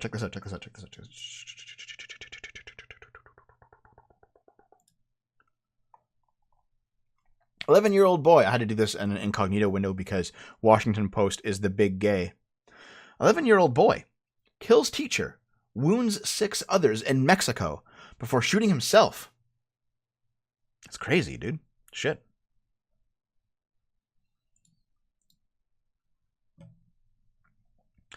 An 11-year-old boy told his friends, "Today's the day," then opened fire in a school, killing a teacher and wounding 6 other people before fatally shooting himself. It appears the boy was influenced by a video game. The governor of whatever, said. Mexican officials and media say that the boy had donned a white T-shirt with the logo Natural Selection, a video game, before opening fire. He carried 2 guns. Okay. How many of you have played Natural Selection? Come on, chat. I kind of want to see, like, here.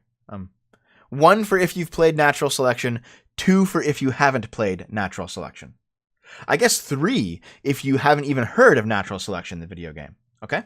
So here, hear me out. How many of you have played or even heard of Natural Selection? I'm wait for the chat room to say their thing. They're like 20 seconds behind or something. That's just kind of how it is. 20 seconds behind and 20 seconds wrong. Ha ha ha ha ha ha. Garbage day. 1. You've played it. Really?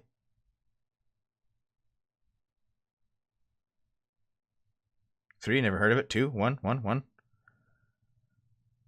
3, 2, 2, 2, 1. There's more 1s than I thought, honestly. There we go. Thanks, guys. A bunch of 3s who don't know what it is. A bunch of 2s who haven't played it. And then there's more 1s than I thought, because I have no clue. Like, I didn't know what this game was until this article. But yeah. So, check this out. I had to look up what Natural Selection was, because I had no clue. Okay? Natural Selection is a mod for the video game Half-Life. Its concept is a mixture of the first-person shooter and real-time strategy genres. The game was created by who later founded the company Unknown Worlds Entertainment. It was released on Halloween 2002.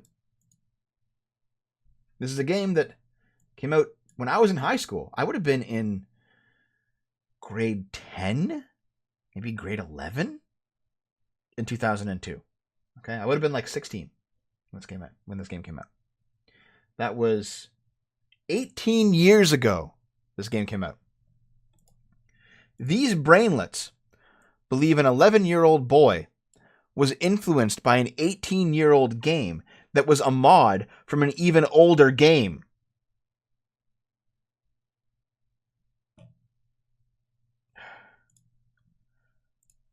Yeah, this looks like a game that an 18-year-old will play. Absolutely. Look at this. Look at these stunning graphics, dude.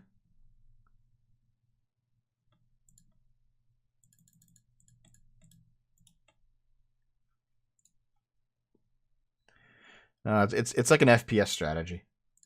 Like a commander mode. Play Natural Selection on Game Boomers. You want me to? Dude. GameSpy hailed the game as possibly the most ambitious user-made modification ever. Does GameSpy even still exist? Anyway. People are dumb. These guys are retards. Check this out, dude. The human brain is able to multitask using both hands plus a robot arm simultaneously. Okay. I don't think you need audio for this to just watch it. I'll turn the audio off. Okay. This woman is using her brain to just jack into the matrix there to move her own hands plus a third robotic arm. So this guy basically invented like a device that you attach to your brain that allows you to operate more limbs. Thanks for the $2 can connect. Enjoy. So yeah, she's like holding a bottle while also doing like simple tasks. That's crazy, dude. How many limbs can our brains actually handle, do you think? This is cool. She's drinking out of it. You could actually have like a Dr. Octopus future, you know? And now you got to think like, okay, what other limbs could you put on yourself? You know, could you put on like more legs, maybe more genitals? You want to have like 2 penises? Yeah, you're just looping now. I wonder if there's like an upper limit to how many limbs that the human brain can operate. You can jack off and play video games, yeah, dude. Like think about it. Like, if you had like, oh, thanks, Fatal Freak, welcome aboard. If you have like 8 limbs. Imagine what you could do, right? Or, what if, how about this? What if you have like non-limb parts that you could activate, right? Like what if you had like wheels you could like turn on and like drive your car with your mind, you know? Or what if you had like a jetpack and you could like activate that? What if you could have like you had things that aren't part of your body, but you can still be like, just activate them with your head. That's cool, man. Like imagine if you could like pilot with your mind, like pilot a plane or pilot a drone using just the power of your mind. You could walk and chew gum. Yeah, I guess. Become a tentacle spectacle. I wonder if there's like, if this could go too far. I wonder if you could, if they're like we're starting to get into like ethical boundaries here, where it's like, well, what if you alter your body too much? What if you get into like cyberpunk territory? Nanomachines, son.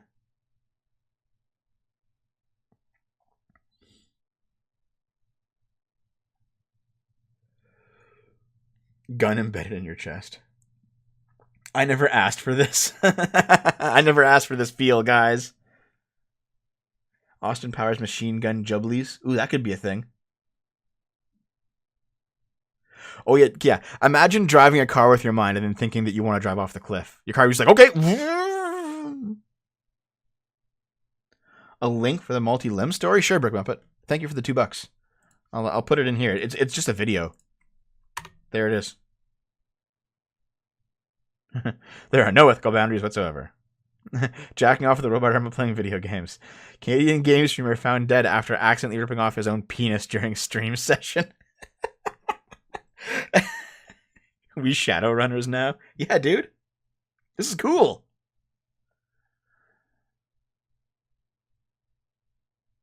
I wonder if, like... Okay.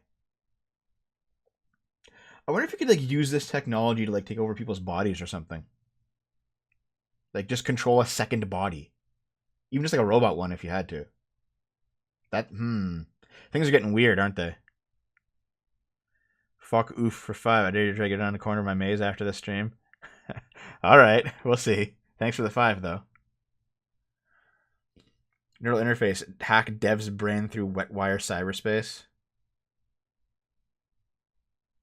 Yeah, things are getting crazy, man. Like, we're actually getting close. We're actually getting close to, like, the cyberpunk vision of the future where it was, like all corporate dystopia.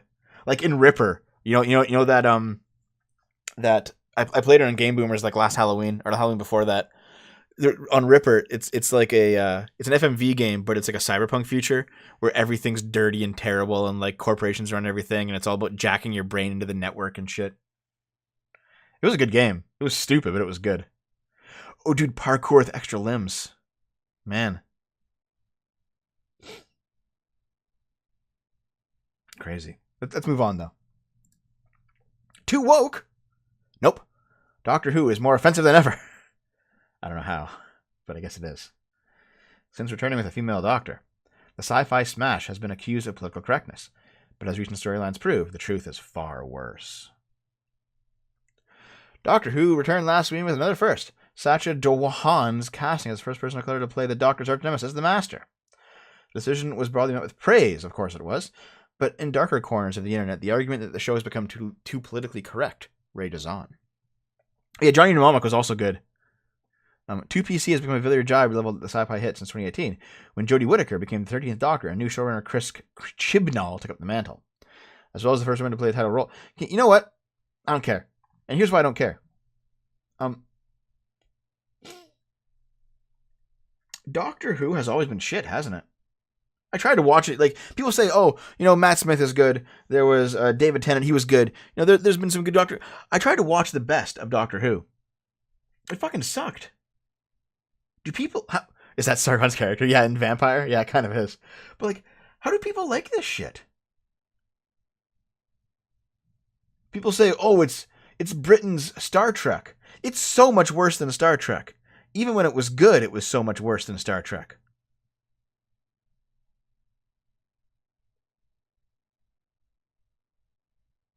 Of course, to be fair,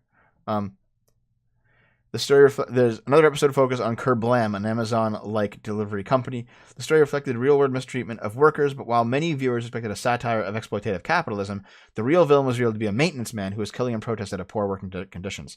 This led the Doctor to claim that systems aren't the problem, it's people who use and exploit the system. This referring to it. You see, That's actually the truth, though, which is why you're angry about it. Like, despite the problems with the systems that we have, things are better than ever. You fucking ingrateful hacks.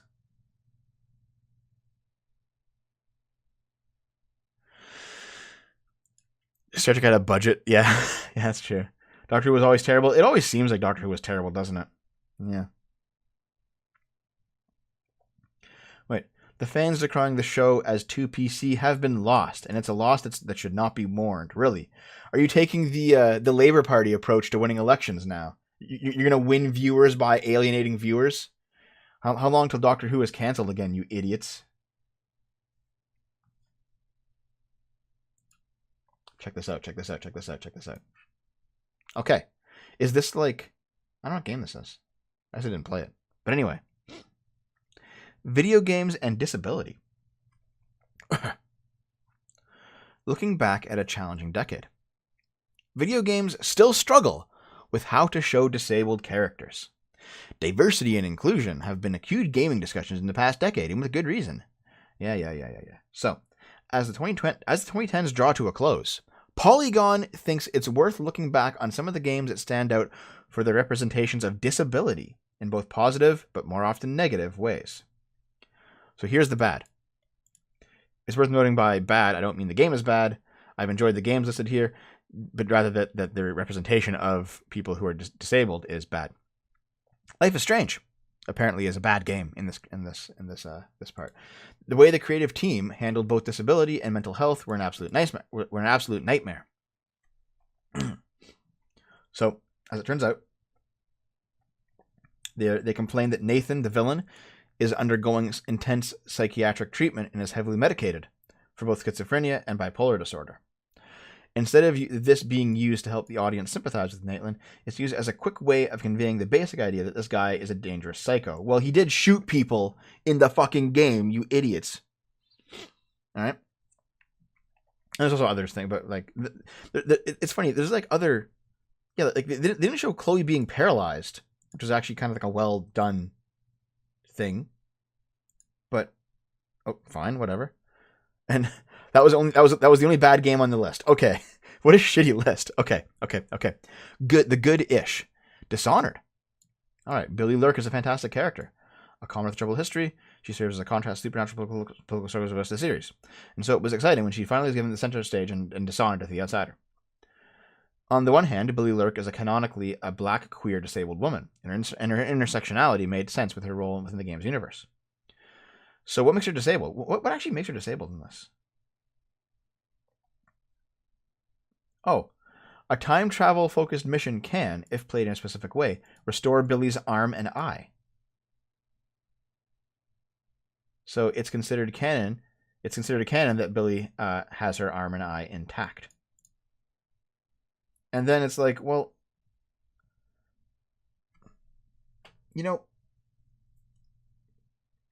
disabilities aren't things like race and gender. They can be, like if you're born with a condition. There you go. But like if you lose your arm in an accident, you weren't born without an arm.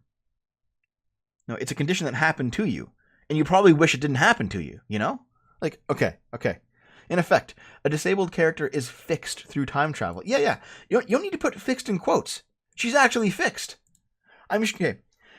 If I go to this author and I rip her arm off, and I say, okay, here's a magic stopwatch that'll go back in time 5 minutes so you can have your arm back.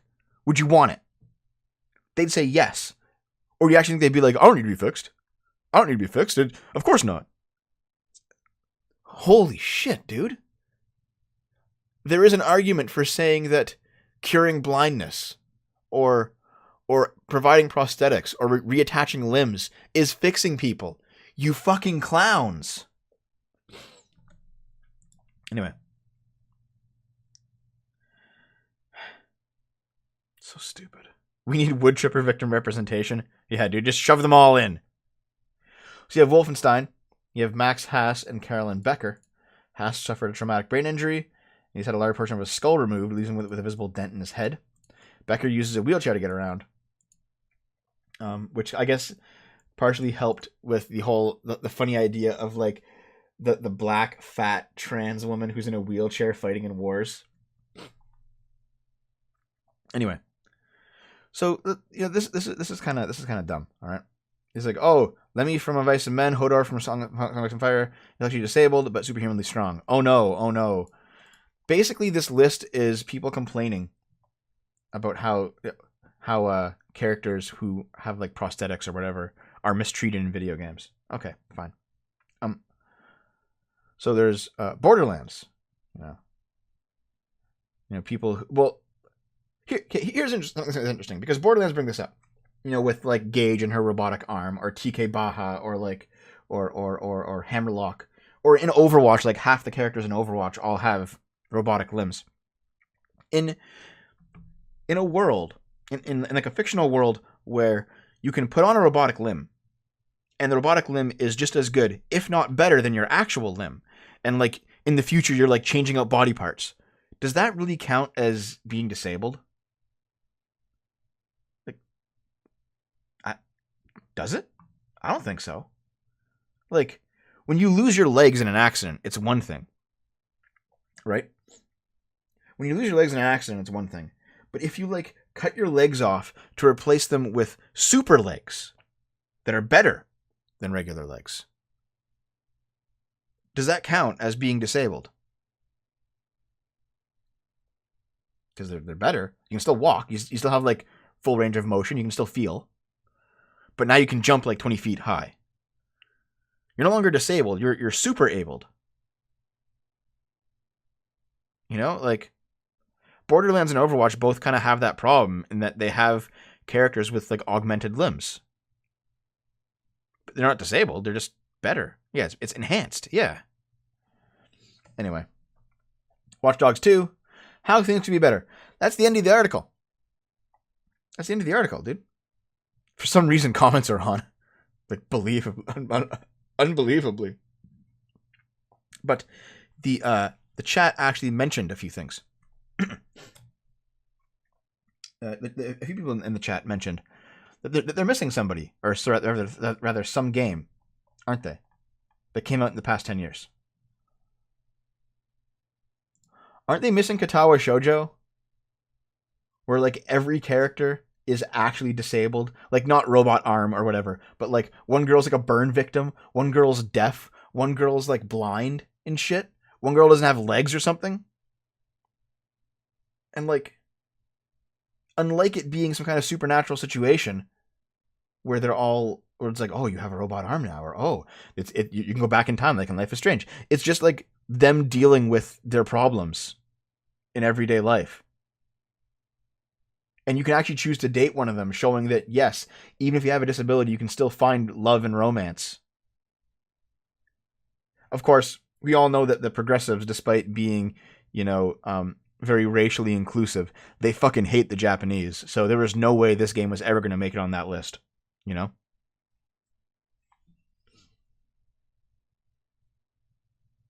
Like, just have a hand, man. How does this not count? Half her face is like gone.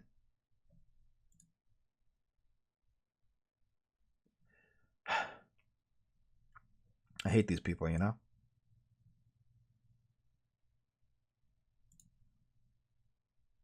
Like, those are actual, like, real prosthetic limbs.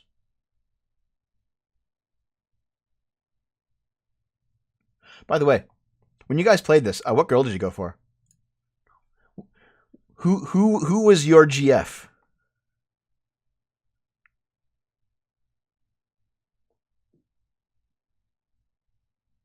It's made by Westerners, but it's in the weeb style, so they're gonna say Japan. You know what I mean?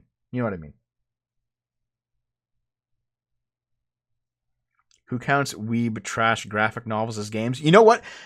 Fair enough. However, if they're gonna count like bullshit walking simulators like Gone Home as a game, they can count visual novels. They're more game than that. Everyone goes for the burnt chick. No legs chick is besto.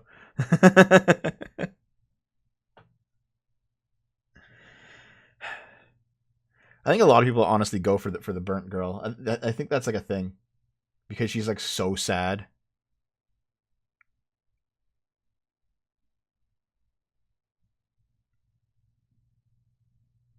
Anyway, let's continue. Meet the writer of the highly anticipated Captain Marvel 2 movie. Don't they look amazing?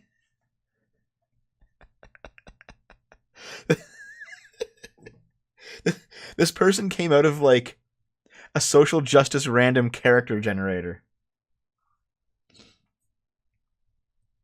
The Hills, $5. Kato Shoujo is better than half the games. You mean all the games on the list? But thank you. So, Captain Marvel 2, albeit with confused story progression, has been confirmed. As a matter of fact, Disney even hired someone to pen the script. And who is she? Kelly Sue DeConnick. Okay. If there was a woman who's going to regret not having kids, this is what she probably looks like. Alright? That's what she probably looks like. She also wrote Why Donald Trump Should Not Be the President. She wrote that back in the day. She was part of Comicsgate. Since she was on the Marvel Milkshake crew in response to like Sargon getting milkshaked. Okay. She was a bunch of trolls called them fake geek girls. They reacted by creating a militant feminist movement which purpose was to eradicate toxic masculinity from geek culture, specifically comic book culture. So they are actually fake geek girls then. Okay, thank you very much. Anyway, she's writing. This person is writing Captain Marvel 2. Yeah, she's literally a Sue. Yeah. So she's writing Captain Marvel. So it's going to be even worse than the first one, I guess. Okay. The temperance movement linked booze to domestic violence. Did it have a point?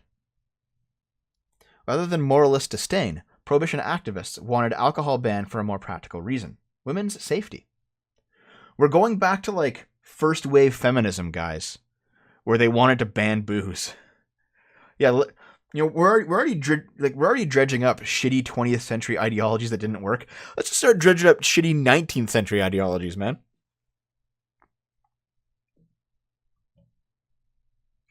The temperance movement seized American public life, galvanizing women in a mass social crusade, linked to the abolitionist and women's suffrage movements. The temperance movement was a part of a mass mobilization of American women fighting for social change. So eventually, for 13 years, in 1920 and 1933, the sale and consumption of alcohol was banned in the U.S. Well, I guess now feminists want to bring it back. Fucking why? But unlike its sister struggles, the temperance movement now had a bit of a bad reputation. It's easy to see the woman-led, often explicitly religious movement as a group of reactionaries attempting to impose moral ubiquitousness on a public that did not share their values. In the end, prohibition itself was an obscene failure. Alcohol continued to be sold and consumed, and the government's vain attempts to enforce the ban on booze bred their own kinds of violence. The leaders of the movement were mocked as nagging housewives out to ruin fun, which they were. The temperance movement petered out and is now remembered as a bust. But the motivations and makeup of the temperance movement are more complicated than their legacy would suggest. Rather than a regressive movement consumed with moralist disdain for alcohol use, many of its ardent supporters wanted alcohol banned for a much more practical reason: women's safety. Drunk men, they observed, were more likely to sexually assault women, more likely to beat their wives and children, more likely to subject passing women to sexual harassment. All right, well, you could justify anything in the name of safety, right? Like, ban cars. How many women get hit by cars or get into car crashes? Ban them. Just get rid of them. You know? How many women die of lung cancer? Ban cigarettes. Go ahead, you know? How many women are overweight and die of like heart problems despite their fat activism? Okay, well, just get rid of fatty foods and sugar.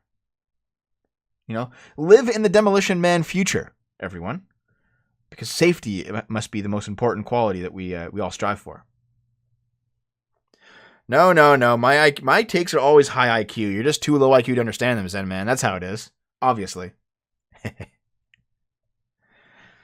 Zen Man, it's okay. Here.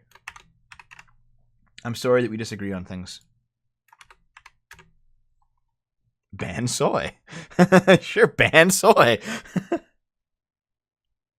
Anyway. The temperance movement could be better understood as a mass movement against domestic violence. Perhaps the feminist energy of the temperance movement is why the liquor industry lobbied so hard, not only against temperance movement, but against women's right to vote. Yeah, maybe. Yeah, prohibition again. Yeah. Dude, what would happen to all the wine moms? Or I guess, like, the wine drinkers who want to be moms but aren't and have, like, 50 cats. And they're in their, like, 40s. What happened to them? I don't tell lies. Honestly, whenever I lie, it's because I usually don't know what's going on. Like, I don't ever mean to lie. Usually I just get something wrong. Like, it's just an honest mistake. Anyway. Many of the connections that the temperance crusaders noticed between male violence against women and male drunkenness have been maintained in the modern era. So, of course, they're going to now go on to justify bringing back banning booze. Oh, God. The temperance movement's focus on male drunkenness as a public health issue for women seems prescient. How do you pronounce this word? Prescient? While contemporary concerns about the health impacts of drinking focus on the damage onto the drinker, might be a greater moral claim for considering the health effects of men's drinking on women. Of course there is, because all you think about is what happens to women. What is the price that women pay in enduring sexual violence, sexual harassment, and domestic violence for men's good time? Yeah, well, considering all those things are, like, drastically down in society, stop worrying about it, for fuck's sake. Like, things are getting better. The women will never start whining? No, they won't.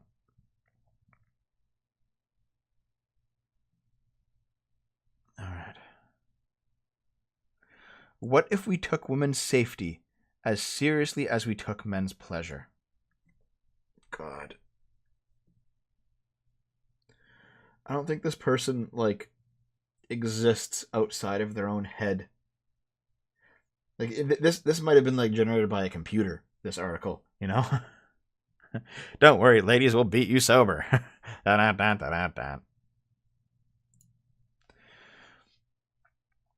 Anyway, I guess, I don't know if they want to try and bring back this. Like, they kind of, like, half go on about wanting to bring back prohibition, but they stop short, and they just say that it might be a good idea, but also might not be a good idea. So there's really no point to this article at all. Fuck you. Thanks for the click, faggot. And yeah, dude, women also go crazy when they're drunk. It's not just a male thing. It's so dumb. Gerald Dovici for $5. Thank you. Champagne socialists will have to become sparkling water socialists. Yeah, there are like abuse shelters now that didn't exist 100 years ago, you know? That's also true. Okay, guys. This is an actual instance of real racism.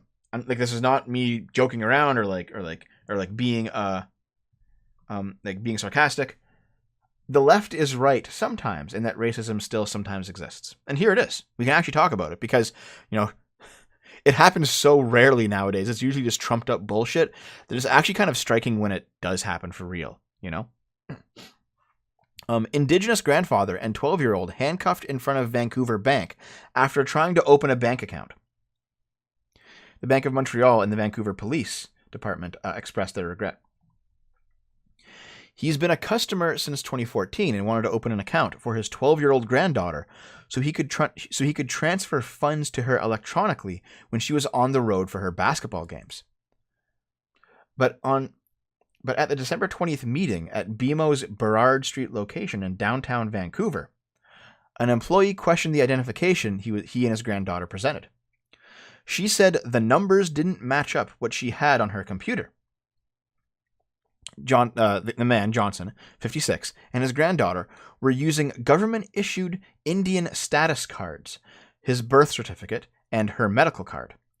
He said the employee became suspicious and went upstairs with their ID.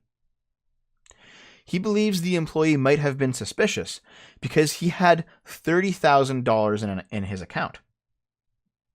And you know, he's Native, and as you know, they're disproportionately poor in Canada. He says the employee then told them to come upstairs to retrieve their identification. Not long after, they saw the police walking towards them. They came over and grabbed me and my granddaughter, took us to a police vehicle and handcuffed both of us, told us we were being detained, and read us our rights. He believes he was racially profiled. Okay, so Carlos thinks that this wasn't racism. Let's see. What's your logic, Carlos? I can tell you exactly what happened and why the bank and police did the right thing here. Because he had $30,000 in his account, an amount that he and every other member of the Heiltsuk Nation received in December from the federal government as part of an Aboriginal rights settlement package. It was his $30,000. Or you're just like, oh, you're brown, you shouldn't have had the money. But as it turns out, the Vancouver Police Department corroborated Johnson's account of what happened. They said that they thought he and his granddaughter was committing possible fraud, and so they thought they were suspects. He believes he was racially profiled. Frankly, he probably was racially profiled, honestly. But see, they didn't say suspected sexism or pedophilia. They said possible fraud. And the fraud was, how does this guy have that money? And if you were an old white man, no one would blink an eye. Yeah, banks fuck up all the time, but do they fuck up and call the police all the time? I don't know. Anyway. Eventually, it was determined that there was no criminal activity and no fraudulent transactions, and both were released within the hour. So, it didn't go farther than this, but it's still bullshit that it happened. And this actually does sound like racism to me. So anyway. Now, of course, he has a panic disorder. He's experienced severe anxiety since then. Okay, all right. Maybe he makes it into a court case, but Dev's Leftum is coming out. This is why I hate the fucking radical left, because they screech racism at everything. So then, when something that comes along that actually might be racist, that happens, people are so desensitized to it. They're like, yeah, sure, whatever. But real racism still exists. It's not common anymore. It rarely happens anymore. But to say that it's vanished from the world is just stupid.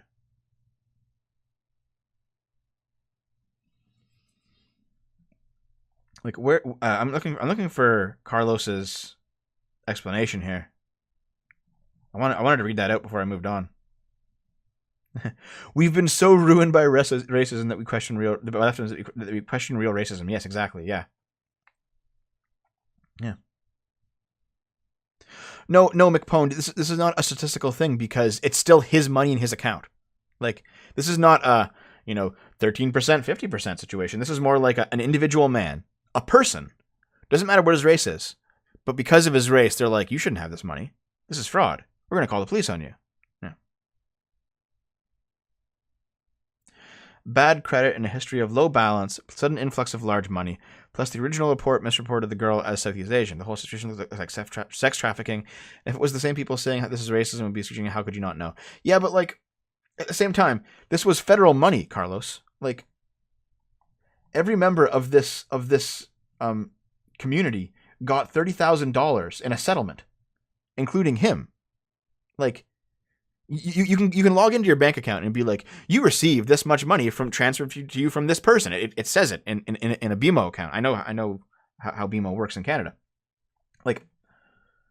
So it would have said $30,000 Canadian government deposited into your account. So I don't know how they could go from that to think, oh, this is a sex trafficking. It's I don't know about that, man. I don't know, Carlos. I'm not sure. I'm not sure if there's an argument here. Maybe we can always just agree to disagree on this one. But as always, I'm always right. But yeah, in general, no. Tasenko, the bank would know because my bank knows where my money comes from. Actually, this is kind of funny. Subscribestar, it's when you withdraw money from Subscribestar, it's a wire payment into your bank account from a Russian account. So I'm in the bank. And this woman I'm doing something in the bank like a month ago or something. And this woman is she looks at it and she sees the account and is like, why are you getting wires from Russia? And I'm like, oh, well, because of Subscribestar and this and this.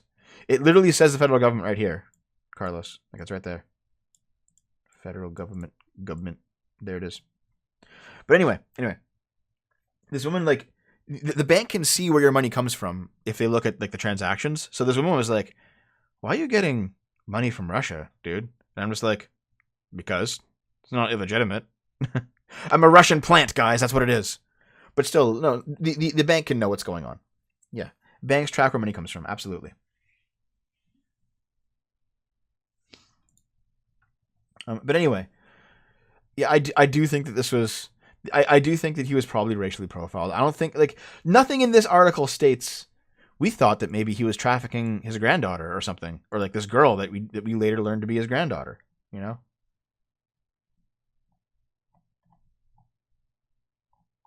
I don't know. I'm not convinced. It could have been. Maybe. But I'm not convinced. Almost everyone at College Humor is fired as the new owner asks the internet for help. So, I guess the first thing to say is, I didn't know College Humor still existed. You know what I mean? Like, wasn't College Humor one of those various, like Cracked or something that was funny back in the early 2000s and then went like pure social justice ideology and is no longer at all anything that's relevant? As of today, the venerable comedy concern College Humor Media is mostly dead. In the words of Sam Reich, the Reich, dude, its chief commercial officer, IAC has made the difficult decision to no longer finance us. Today, 100 plus brilliant people lost their jobs, some of whom are my dear, dear friends. That means that the cuts hit every vertical: College Humor, Dorkly, Drawfee, and Dropout. Only 5 to 10 people are left. The news, however, wasn't all bad. IAC agreed to let Reich become the humor company's majority owner. Of course, I can't keep it going like you're used to. While we were on the way to becoming profitable, we were nonetheless losing money, and I myself have no money to be able to lose. It's a strange and sad ending for the 20-year-old humor site, which was acquired by IAC in 2006 and launched the careers of 1,000 internet stars. Reich's plan, as he tweeted on Wednesday, is to double down on Dropout, the company's subscription-based streaming service. In these 6 months, I hope to be able to save Dropout, College Humor, Drawfee, Dorkly, and many of our shows. Some will need to take on bold new creative directions, yeah, bold as in disappearing, in order to survive. You may not agree with all of them. This won't be the last time I ask you for your support. Alright, sure. Dev, College Humor's Wolfenstein skit is something they would have been terrified to put up today, and it's actually good. Yeah. Well, I mean, I mentioned this in like in one of my previous videos, like the Ricky Gervais video, where Eddie Murphy, like, he basically disavowed all of his old comedy. He was like, "Oh, it was the context of the time. I could make money saying gay jokes back then, so, you know, I can't do it now, so I got to be against it." It's like, yeah, shut the fuck up. So yeah, it just turns out that it is another instance of getting woke and going broke. You know, all the like Newgrounds is still going because it never went woke. It could have, in multiple points of its history, it could have just been like, "Nope, sorry, this is now a social justice website." It's like, oh, no, fuck you. A bold new direction, straight into the trash bin. Yeah, dude. And here we are, the final article of today. People are mad about Pokemon Sword and Shield's new expansion pass / DLC. So I watched the Pokemon Direct on Game Boomers, on the Game Boomers stream. And yeah, we were kind of dismayed at it. Vocal gamers are, as a whole, a conservative bunch. You know, no. When you bought a game back in the day, like a Super Nintendo game, you go, you know, buy Yoshi's Island or Chrono Trigger or Legend of Zelda. The game was finished. It was done, right? You didn't need DLC. Things didn't need to be patched in later. It wasn't a day one download. You didn't cut out parts of the game and resell it later as expansion packs. Wanting a game to be finished and bug tested and functional at launch is not a conservative fucking position. It's like, I don't even know what it is. Just like a regular position? Okay. Yeah. Naomi and I played through Pokemon Sword on Game Boomers on the stream. It sucked ass. It was terrible. It was so fucking bad, dude. Okay, anyway. It's possible that they lean a little bit that way from a political perspective. No, they don't. That's not really, I mean, most of Gamergate was left-leaning, remember? But that's not really what I'm talking about here. They're suspicious of change in general way, especially when it comes to beloved franchises trying something new. You mean like cutting out half the fucking content? That's change, isn't it? Here, we'll cut out the content saying we don't have time to put it in, then we'll sell it to you for more money later. Fuck you. Here's the next one. All right, you have the next Pokemon game. Okay, here's the next generation. Pokemon Dildo and Pokemon Anal Dildo. All right, pick your hole that you want to get fucked in. That's what it's gonna be. And also, we'll pay you. You'll have to pay us even more to get fucked. Man, fuck Nintendo at this point. I'm like a Nintendo fag. I'm a Nintendo cuck. And I'm still saying fuck Nintendo at this point. Imagine if these days you actually got your money's worth on content in a new game. Breath of the Wild I did. Breath of the Wild was like thousands of hours of fun gameplay for $60. Like, it was worth it. Shut up, Tim. Anyway.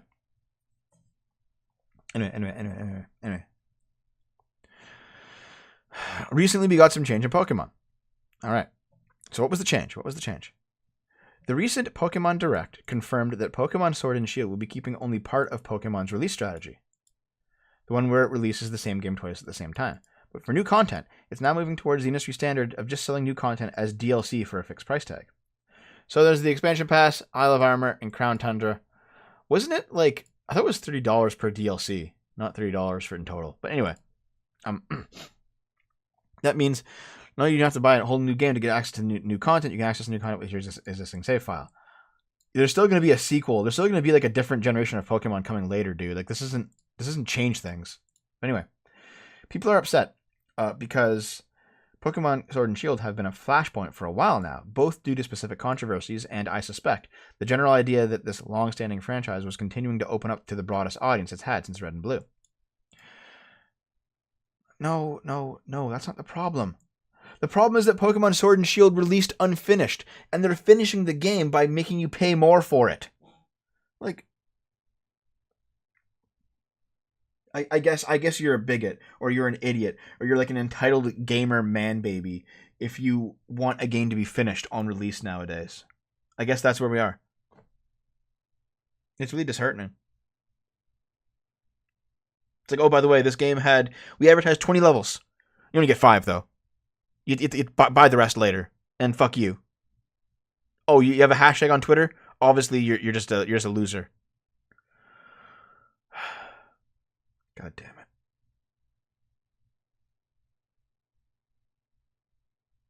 Honestly, stick with indie games, guys. There's some good indie games out there. Like, as long as you stay away from like the SJW indies who just like, make garbage, there's some really good indies out there you could play. Because this shit ain't cutting it, man. Wait, Chris Hansen visited Onion Boy's house. That's kind of funny, William. Thanks for the 5.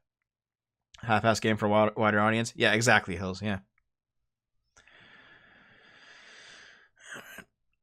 So they're adding.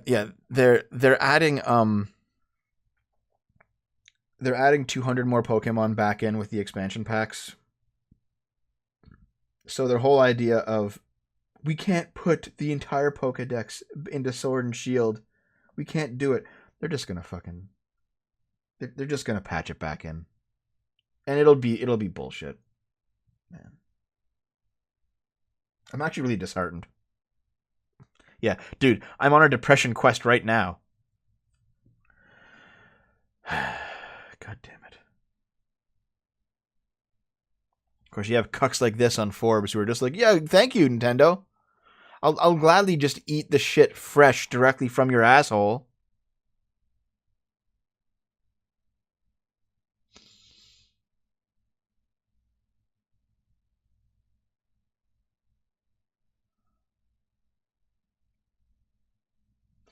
I expect this to blow over pretty soon.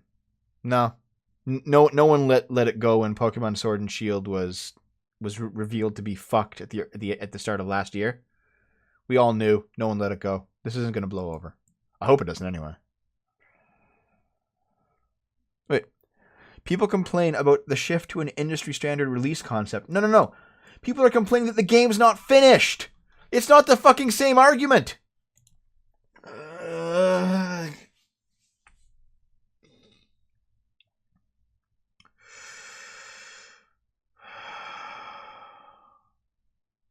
Brick Muppet for 5. This was so disappointing. Thank you for playing it and warning us. No problem, man. Like, I do spend money that you guys give me on shitty games sometimes, but at least I can play them on stream so that you know how bad they are without having to buy them yourself.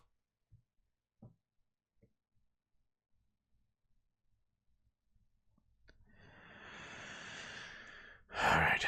That's fucking... God fucking damn it. Hey, White Lane. Thanks for the 5. Entertainment industry's a farce, man. Yeah, I know. I turned into like a doomer over the course of the stream, didn't I? Okay, so as always, BitChute, after the stream, I'm putting up tomorrow's video early on BitChute. Go watch it there if you like.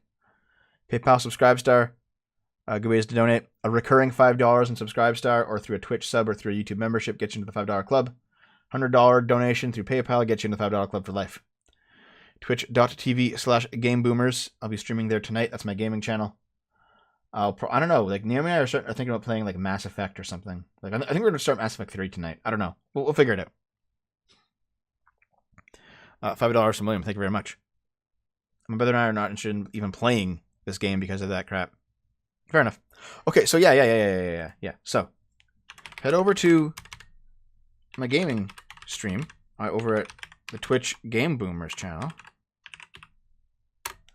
And I'll be there tonight. I'll be there in about 7 hours. About 7 hours I'll be there tonight, okay? It's just from Chatter, $2. Fuck y'all, look at the best game. See you tonight, Dev. Thanks, Schnitzel. I'll be there in about 7 hours, guys. If you want to hang out with me, we'll play a game. Also, I'm still right about children. Obviously. Obviously. I mean, you can't even fucking deny, can you? Like, there's no fucking way. I don't know how you guys can even have like an opinion on this, contrary to mine. Like, what are you guys even thinking, dude? Like, can you even understand things that I'm talking about? I don't know. It's okay, Tim. Keep your money for yourself, man. Like, take care of yourself. Don't worry about giving me money, okay? So,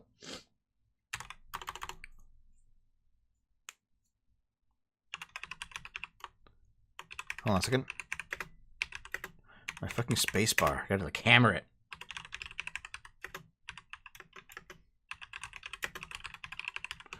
Nope, I'm still right.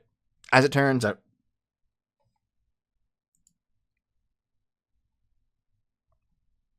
Oh. Here's one of the things I was talking about. Here, I'll just bring it in real quick. Maternal instinct in biology. Evolution ensures we want sex, not babies. Many women hear an ominous ticking of their biological clock when they reach their 30s, while others never hear it at all. Some believe the compulsion to bear babies is biologically inbuilt, even suggested women who refuse their supposed evolutionary duty are being selfish. Others hold that the view that this so-called maternal instinct, also referred to as baby fever, has nothing to do with biology as a social construct. As always, both biology and culture likely contribute to our reproductive behavior. Fair enough.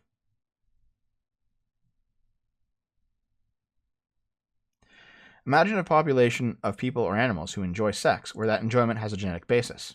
That's probably what we have, right? This would determine the reproductive success. Now introduce into this population those genetically predisposed to be sexually inactive. These sexually inactive people are leaving because of this. Ha ha ha ha ha ha ha ha ha ha ha ha. It turns out I'm right. We can just leave like that, right? I mean, it's okay. Yeah. Until recently, sex and reproduction were inextricably intertwined in all organisms. The discovery of contraceptive technology severed that nexus for one species. So there you go. My guess is that childless women aren't necessarily sexually inactive, as natural selection likely dictates. So there's another reason. Maybe they don't want children. Maybe some people don't want children.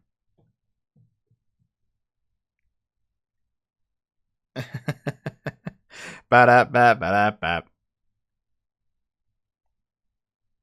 Yeah, exactly, David Empty. Yeah. Like there didn't need to be any link between sex and babies that was biological because sex always results in babies. But now that it doesn't, we've almost discovered the fact that there's no link there. You know what I mean? Like, think about it. With the amount of women who view men as superfluous and having children, if they could have children without having sex, they'd do so. So very clearly, the desire to have children and the desire to have sex are two very different drives. Obviously, you can't even say that they're not. Yeah. And it talks about like the nurturing instinct, not present in all people, obviously. Yeah. The urge to have and nurture children is only ensured biologically through the urge to have sex, while the nurturing instinct is biologically inbuilt. The so-called biological clock, then, may be ticking to a social key. Yeah.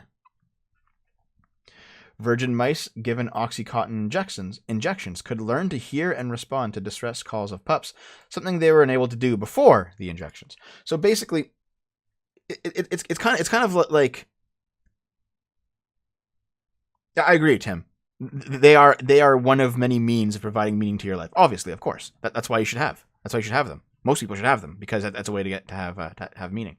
But like, it's like I said before. We have a biological desire to have sex. We have a biological desire to take care of children once they're born. Those two things are completely... You can't even deny those. They're biological, they're hormonal, they're there. Okay? However, the desire to create the children themselves, outside of just the desire to have sex, that's social. That part is social. The biological clock does not only refer to the ability to conceive, Carlos. It also refers to like a desire in your brain to have them, right? Like when you're sitting there and you're like, I feel like having kids. I feel like I'm missing something, you know? I feel like I should be doing something else with my life. Maybe I should be having children. Maybe that's what I should be doing. That's social. That part is social, I think. You know? I don't care. I just want a cute trap to suck my pee-pee. Fair enough, Hills. Yeah, fair enough. Yeah.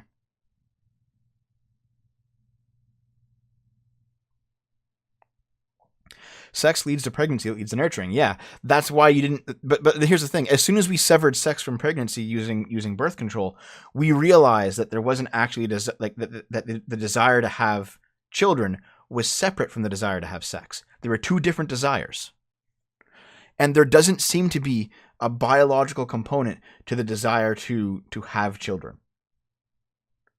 There's a biological component to the desire to have sex and a biological component to the desire to take care of children after they're born. But to actually go through the process of creating one, that's not biological. That's social. That's my point.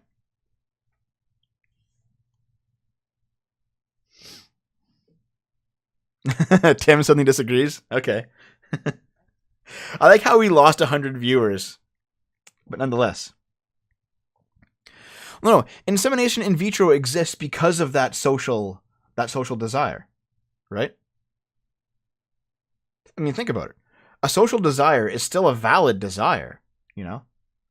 Like, I don't know why, like, a lot of the arguments of the social constructionists is that if it's socially constructed, therefore you can change it, and therefore we should change it. I don't think those things follow.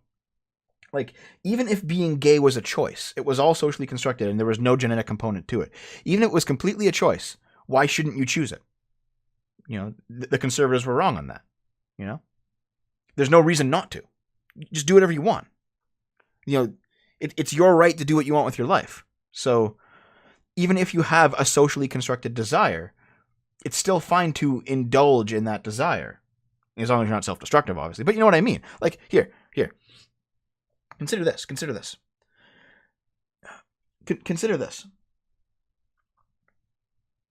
The feminist social constructionists believe that women are 100% socialized to be traditional, and that there's no biological component to that, and that If a woman was just properly socialized, she would be a CEO just like a man would. That bullshit. I think that's wrong. Like, it's obviously wrong. It's obviously wrong. I think that there is absolutely a biological component to the female gender role, and that women probably find more happiness in fulfilling traditional female gender roles. At least your average woman, right? I think that's pretty clear. But even if I was wrong, and even if the whole thing was socially constructed, that doesn't mean that it's bad for a woman to be traditional, right? Like, let's say the only reason that a woman has a desire to be traditional is because it was socially constructed into her to do so. It's still a good thing that she is. It's still not a bad thing that she wants to be, So the fact that something is socially constructed doesn't automatically mean that it's evil. It just means that it comes from a different source, right? So that's how I view this. I view the urge to have children as being socially constructed, but I also think it's a very good thing, and we socially constructed it for a very good reason, because we fucking need it. That makes sense to me. You're still live? And already. No, Schnitzel, I'm right. Transcended Phoenix, thanks very much about Mezzo Forte, dude. If you remove the sex, you get a story about hired guns who kidnap, having a job to kidnap a little bit of monster goes awry. Yeah. Mezzo Forte was like more interesting as a story than a porn. All out bubblegum for $10. Thank you very much. Thanks for being amusing today, Dev. I've been sick for over a week because my roommate is a D-bag and thought it would be a good idea to get everyone in the house sick and blaming me for it. Oh, happens here all the time, dude. I can sympathize.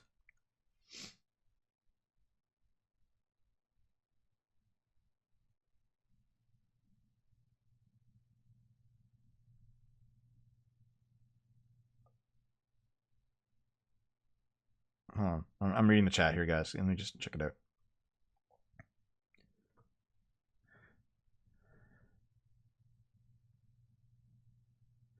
To factor in choice as a component to sexuality means that the moralists can make the argument that one choice is immoral. Well, fuck the moralists, because they're often wrong anyway.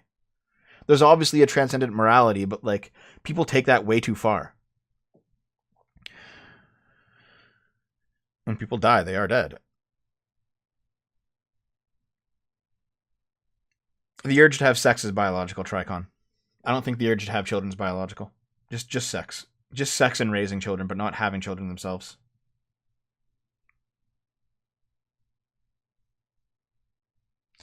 You said that if the desire to have children were natural, people would try to have it without sex. Insemination in vitro proves you wrong. No, that is actually proving me right. Because they want the children, but it's social. It's still it's still socially constructed. I'm not saying that like sex is the only reason people have kids. Like, very clearly you can't, like, it's very hard to break out of social construction, nor should you in a lot of cases. Like, people are like, let's destroy the nuclear family because the nuclear family is a social construction. I mean, yeah. The nuclear family is probably a social construction, honestly. But it's still good. Like, you can desire things for social reasons and it's still a valid desire. That's kind of what I mean, man. Some would say the desire to have sex is the desire to breed. It was until we invented birth control. Now it's not. Well, yeah, Frozen Anime. I'm not in an echo chamber right now. People do not agree with me, but that's fine. It's okay. Yeah. If societies don't reinforce the idea that they should have kids, everyone in them dies. Exactly. Exactly.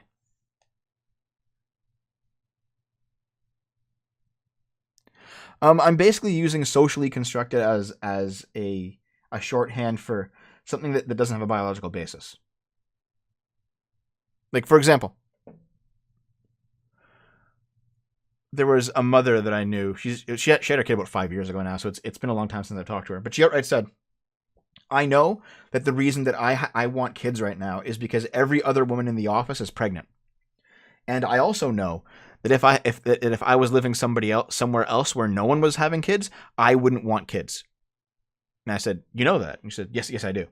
I'm definitely being influenced by people around me. And I'm like, okay, so there's obviously a social component to that, right? And she's like, yeah, there is.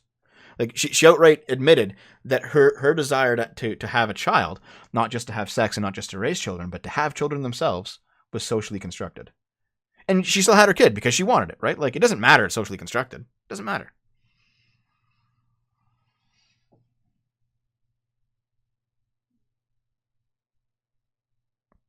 Sex is naturally enjoyable for a reason. That is a biological reason to have sex. The urge to have children is influenced by both biological and social factors. Yeah, that sounds good to me, Digital. Yeah. If a human is doing something, it has a biological basis in the human doing the thing, else it couldn't happen. I mean, I understand that point of view, but I do think that we're definitely more than our biology. Like, I think simply limiting us to our biology is, that is what a lot of atheists do, and it's why they almost always go wrong, because they take like reason to the extreme endpoint where they're dealing in things that can't be described or predicted by reason alone. You know?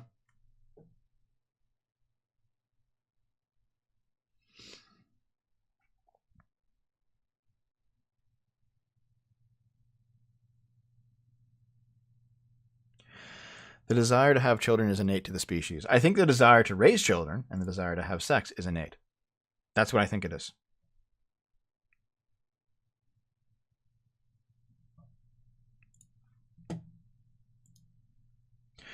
Our biology informs our social constructions. Of course it does.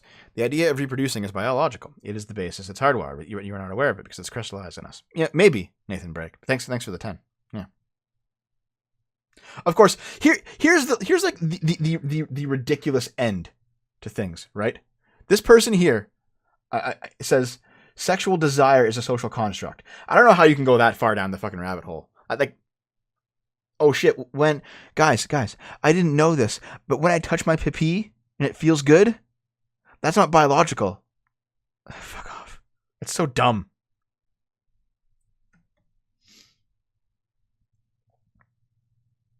And like, this person here also is something ridiculous, right? Like, the social construction of motherhood and the maternal instinct. Young girls are given baby dolls with bottles, so therefore they're taught to be mothers, and therefore the motherhood instinct is socially constructed. Like, no, that doesn't, no. That doesn't seem like it's right. That doesn't seem like it's fucking right either. You know? The maternal instinct is a myth. No, I don't think that's right either. Vice looked into whether baby fever is a real thing. No, probably not. I did see the Hills. Thank you very much for the $2. Thank you. I'll scroll back up just in case I missed it. I don't see it again. Yeah. You in the trap with the PP? Yes, I said that. Yeah. Anyway. The point is, consider this, guys. I don't think that declining birth rates is definitely a product of our civilization. Okay, here, let me start over. We obviously have declining birth rates, right? It's happening for a multitude of reasons. One is because of the destruction of the nuclear family. You know, men definitely being more afraid to approach women, women being basically more undesirable to men. Like things are going down a bad path because of the feminists in a lot of in a lot of cases, right? Okay. Fathers being demonized, you know, the risk of getting married is higher than ever with alimony and child support and bullshit like that. All right, there's a bunch of things that are happening that people on the radical left have put into place and have been working for like 70 fucking years that are making things a lot worse for the prospect of having children. Okay?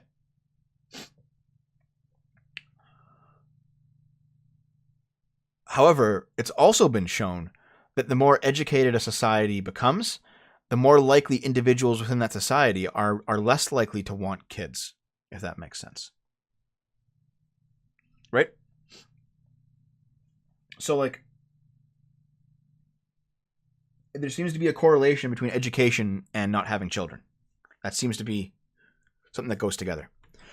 So people are more likely to say, no, I don't want kids personally, if they're more educated. That's why you have like the what was that movie? That stupid movie where everyone was like dumb in the future.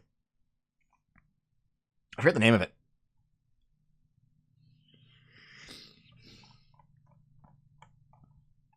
What is that movie called? God damn it. Idiocracy. Right. That's why everyone talks about like the idiocracy future, because people are like, as you get more educated, people have less kids. Therefore, only the dumb people get to breed, and there's more dumb people than smart people in the next generation. That's kind of the idea, right? And then you also have the fact that, and I have to find this study again. It's gone. I saw it like 10 years ago. But in most societies, a baseline of 10% of people, no matter how pro-breeder the society is, 10% don't want kids. It's a baseline. Right? It's a baseline of 10%. And that baseline goes up to as high as nearly 50% based on other things happening in the society.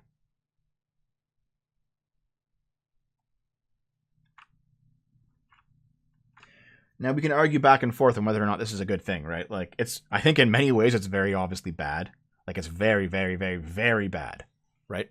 I know IQ doesn't work that way, but I'm just talking about people. That's what people perceive to be the problem. Like I don't think the idiocracy future is going to come to pass, but people see that as the problem, right? But anyway. Well, of course, Zen Man. Like there's obviously, I'm talking about like trends, right? I'm talking about statistically, like very, very clearly, you know, very, very clearly, there are people who are university educated who want kids. Very clearly, there are people who aren't educated who don't want kids. I'm talking like, no, 10% aren't defective. No. I mean, we accept every other difference. We can accept difference on this. Pro cat girl breeding.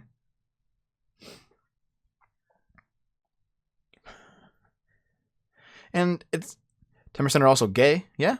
Maybe there's a crossover there. Maybe, it's possible. But like, okay. In general, though, you could say that like there's a biological impetus almost for society to have some people that don't reproduce because, you have the uncle who helps out with the families around him rather than having his own kids, or the aunt, like evolutionarily speaking, there's probably a reason that some people don't want kids. And it's because it adds like more adults to a society where children might not actually grow up to become adults, if that makes sense.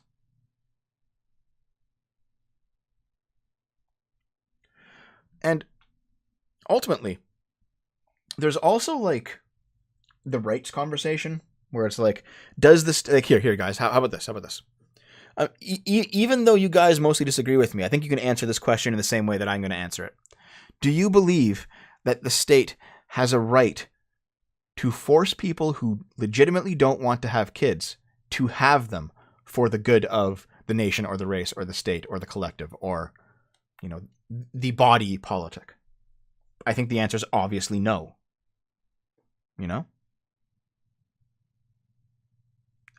Apple's Ghost. I did a lot of research back when I was a lot more extreme in my beliefs on this. I still have the research in my head, but I'm not nearly as extreme anymore.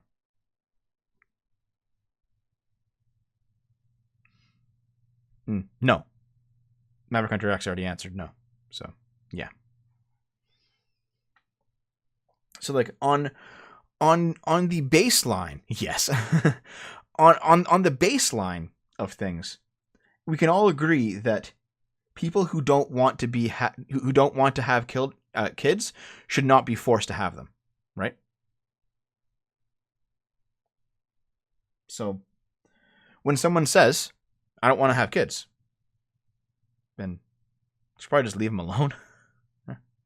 I agree, Tim. I agree with that. They should encourage you. The state has like a vested interest in reproduction. They should encourage people to have children. I agree. But there are some people who don't want to do it. And they're like, you know what? I don't want to. It's not for me. Leave them alone.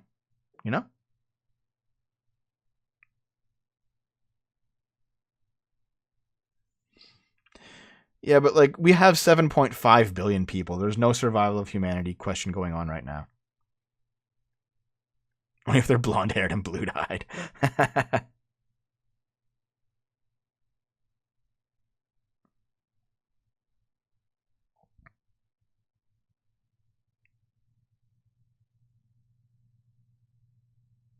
But anyway, that's kind of my point. Is that like people who don't want to have children, sometimes they're deluding themselves and they're ignoring their actual desire. In fact, that's probably most of the time. That's probably most of the case, guys. I'm fully on board with that. But this idea that every single person who doesn't want to have kids is like deluding themselves, or they're gonna like miss out later, gonna regret it. Most people, I think so. Every single person, no, absolutely not. You know, and I do think that I'm one of those few people, one of those rare few who just doesn't want them. You know, and I'm not gonna regret not having them.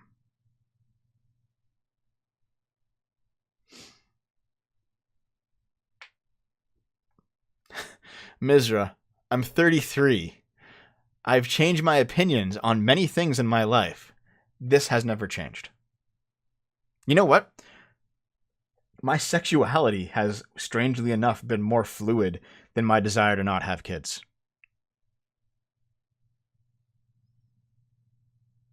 Should the state support people who want to have children? Yeah, I think so, actually. Yeah.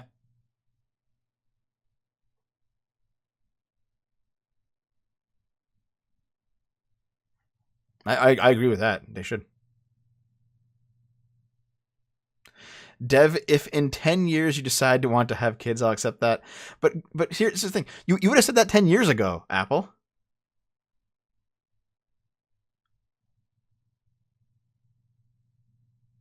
Thanks, Tim. Yeah. No, this is something that I've thought about quite a bit. Like, I've been very, very firm on this issue. And I've like really looked into like why people want to have them and why people don't want to have them. I've studied this for a long time. This is a topic I know like in and out, you know? Oh, like no, seriously. I actually think that like sexuality is fluid in a sense, in that it changes over time. Like Scrump says Gamergate turned him gay, which is just a shorthand for he became more interested in traps as soon as he discovered they existed. And before that, he was like 100% straight. Okay. I do think that, like, I don't think it's like sexuality is fluid. Therefore, I can just like pretend to be whatever sexuality I want every single day and you must accept it. No, that's bullshit. It's more like your tastes change over time. You know, your taste in food changes over time. Why can't your taste in sex? You know, I'm sure when you were 16 or 14 looking up porn you shouldn't have been looking up on the internet, you were probably looking at 18-year-olds. And then when you're like 40, maybe look at MILFs. You know, people's tastes change. Obviously they change, right? So it's like whatever. Well, sexuality is a taste in a sense. So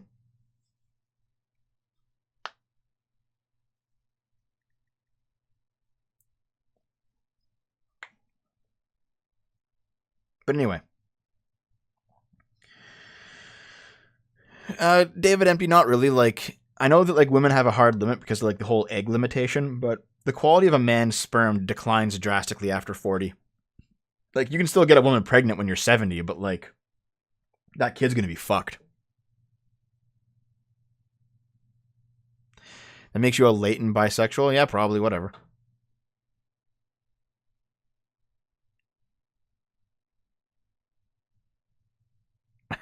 Thanks, Ghost. I appreciate it. When I discovered porn, it was big asses. That hasn't changed. No, I actually think that sexuality is a taste. Definitely. That's why you have like acquired tastes. That's why people have fetishes. That's why people's ideas about sex change over the course of their lifetimes, you know? Yeah. People preference is malleable to some extent. You can change, but not everything. Yeah. And I think it changes naturally and you can't force it, you know?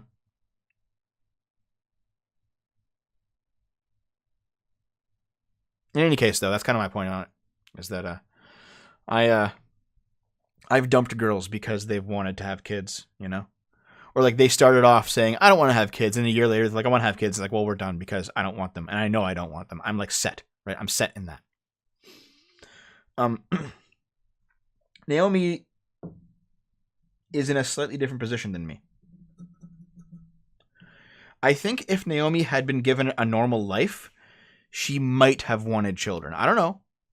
There's still a very strong like not maternal streak in her. But Naomi also is in a different position in that she had two absentee parents and she has three younger siblings. And she was forced by her parents because they were constantly drunk and high and fighting each other and like sleeping in and not going to work, or maybe going to work at like 4 a.m. and just abandoning their children. She was forced to raise her 3 parents as if she was the mother. She helped them with their homework, put them to bed, got them up, made all the lunches, made the meals. She picked them up from school, dropped them off at school. She was basically the mother of these 3 children because all of her 3 siblings are very close together in age, and she is 7 years older than all of them. So she had no high school life. She had no, from 13 until she moved out of her parents' house and moved in with me. She was raising these children. And she said, I feel like I've had my kids. Her siblings are now going off to school. And she's like, 3 children, not 3 parents. I feel like I've had my children now. And I'm done. Because her parents didn't do anything. Her parents didn't raise her. Her parents didn't raise her siblings. Her parents were barely present. And now that they've divorced, her mother has... No, she was forced to raise her children. Sorry. She was forced to raise... She was forced to raise her parents' children, her siblings. That's who she was forced to raise. Sorry. My bad. But basically, Naomi does. She does have a high school diploma. She went to high school while still also raising these kids. But basically, she left. She moved out. She was like, I'm done. Moved in with me. I was basically her escape out of that situation. And she's pretty much cut off her family at this point. $10 from Brick Muppet. The Iranian government painted U.S. individually affecting the pavement before today's protests. Protesters are walking around them rather than walk on them. That's kind of funny, Brick Muppet. Send me a link to that, man. That's kind of funny. Well, anyway. She outright said that she feels like a woman who is in her 40s or 50s whose kids have grown up and have left the nest because she had no childhood and she had to raise those children. And now her parents are divorced, all right? And her mom has fucked off with a new guy and taken the kids with her. And now she's having more kids somewhere that we don't know where she is. Complete fucking trash of a woman. And then her father, it's fine, Tim, because everyone knows this at this point. Her father is like one of the kids, the oldest one stayed with her father. And her father is just sitting around getting high and working and stuff, but whatever. But anyway, she said, I don't want children now. I didn't want them before, but if I ever wanted them, if there was ever a chance of wanting them, I'm not doing it now because I've now raised 3 fucking kids. I'm not doing that again. That's how she felt. That's how she feels. So I don't think Naomi will ever want children. See, Stephen Walton, I don't think so because my family tree includes my sister and my cousins, and they're all having kids. So the family tree is fine. So anyway, I'm somebody who doesn't want kids naturally, I'm pretty sure. And she is somebody, she says she doesn't want kids naturally. She didn't want them before what happened. But even if she did want kids naturally, she definitely doesn't want them now after that. She's like, I've raised 3 kids. She says, I've raised 3 kids now. You see those 3 kids that are now off going to school? That was me. I did that shit. My parents did that shit. My parents didn't do that shit. I did that shit. That's her point of view. And that's a fair point of view, If you're forced to raise your siblings because your parents are absentee parents, pieces of shit, sounds like you've done your part. You've made your contribution at that point,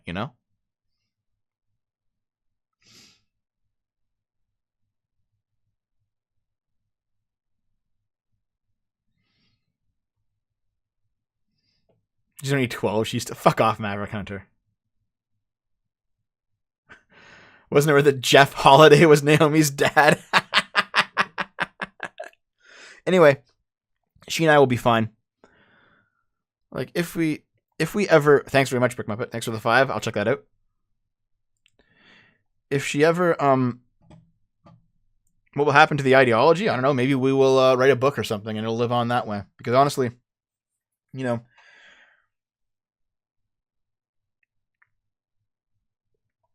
like as it turns out, guys, a few generations down the road, no one cares. Like, do you really know who your great grandparents were? No, you don't know. You don't care. It doesn't influence you. But do people still read like Plato? Do they still read Marcus Aurelius? Absolutely.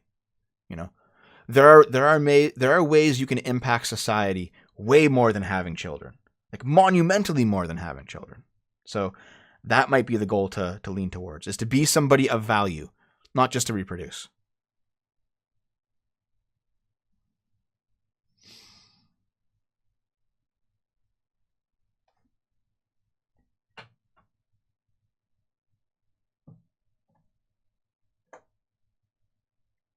That's how I view it anyway. Ben Shapiro keeps reproducing.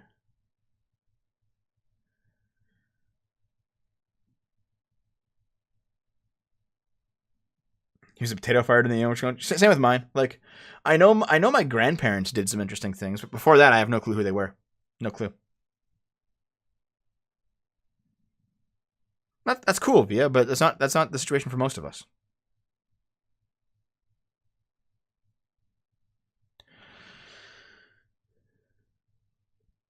We don't fawn over the great artist and writer's genetics. We fawn over their works. Exactly.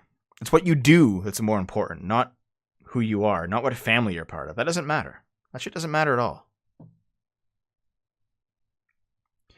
Children give a person purpose. Purpose can be hard to find on your own, but children are automatic purpose. Agreed. Absolutely. Like, I completely agree with that, Like, if you need a purpose in your life, having kids will give it to you.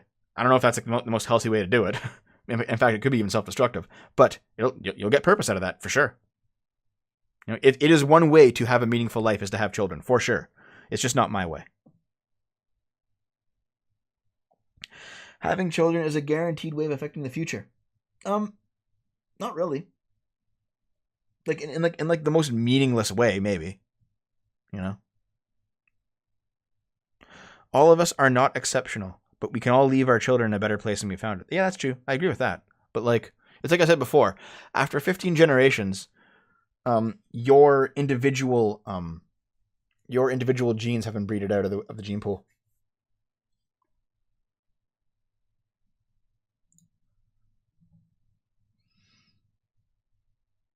Like, what is...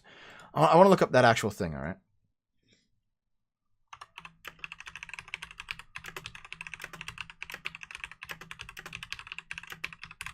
Fucking spacebar. Come on.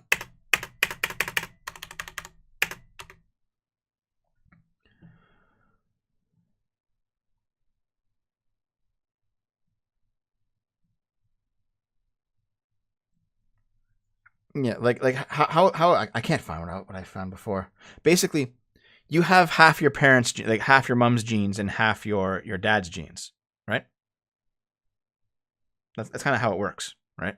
And then you have 1/4 of your grandparents' genes, of each of your grandparents. You have 1/8 of your great grandparents' genes.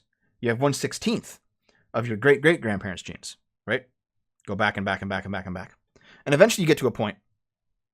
Eventually you get to a point, and it's about 15 generations back, where you should statistically have less than one gene of each of your ancestors. And that's how the genes work, right? Yeah, that's how good genes are kept and bad genes are discarded. But you know what? There is a very good chance that all of us here, every single person who's watching, listening, me, myself, that our genes are the bad ones, and they'll be discarded along the way. No, probably. We're all fucking plebs, right? So there's no guarantee that your genes, your personal genes, not your family's genes, your personal set will continue into the future. There's a very good chance that 15 generations later, you're just gone, and it doesn't matter anymore. Dev, join the breeders and produce spawn, or will all your things to me, and I will use your resources to breed more. Yeah, sure, architect. Sure thing. You're also not accounting for mutation and genetic drift, so the gene retention chance is even lower. Yeah, there you go. I'm not saying give up. I'm saying that a legacy cannot be simply genetic. That will not do. That is a short-term solution.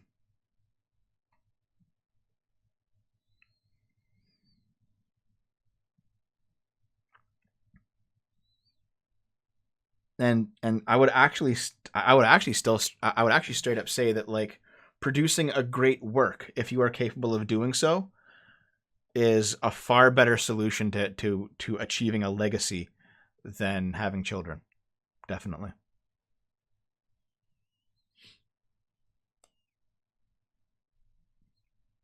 Isn't that the message of Metal Gear Solid 2? Pass on ideas and not just genes. Yeah. No, it's not autistic nihilism. I'm actually very hopeful about our future.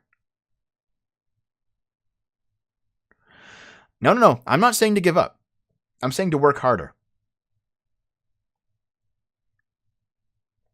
I'm saying, like, have kids if you want it, but your children won't be your legacy. What you do with your life, the choices that you make, what you create, what ideas you pass on, how you educate other people, that will be your legacy, not your children. That's what I'm saying. And those things that's not nihilistic. That's not me saying give up. That's me saying get to work and do something. That's how I feel about it anyway. Your memes end here. You think so? Producing a great work will give you plenty of chances to have children. That's true. I have not floated off into the Gnostic land where I think spirits rule over the land. No. Very clearly, you still need people to enjoy the things that the non-people things you've passed on. Like, obviously. But, like, here's what I would say.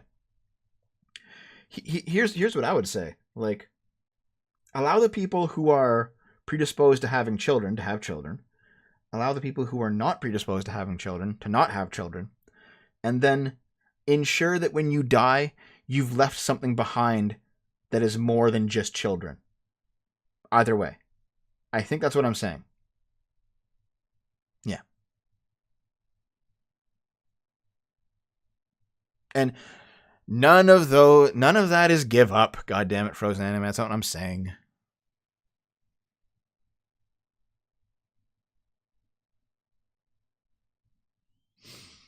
That's not what I'm saying. Jesus.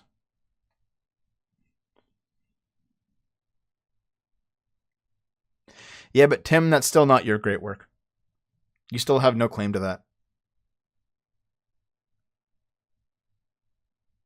You find your illustration work and your painting more important to you than spawning another child? Fair enough.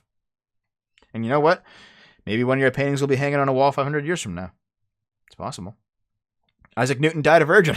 True enough. It's all like, didn't like Tesla, wasn't he also like a MGTOW and asexual or something? McPone, no. I don't believe I'm going to make a great work at all. I'm going to try, but I'm not going to see it, I don't think. There's no way. Anyway, I think you've talked this out, guys. I wanted to do a little bit of extra for those of you who wanted to stick around, but I think we've pretty much we've probably discussed the conversation out. You know? God damn it. Fuck off, Maverick Hunter. You always say the most ridiculous shit.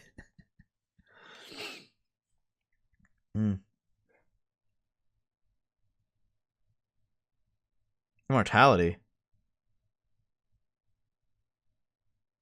I don't know.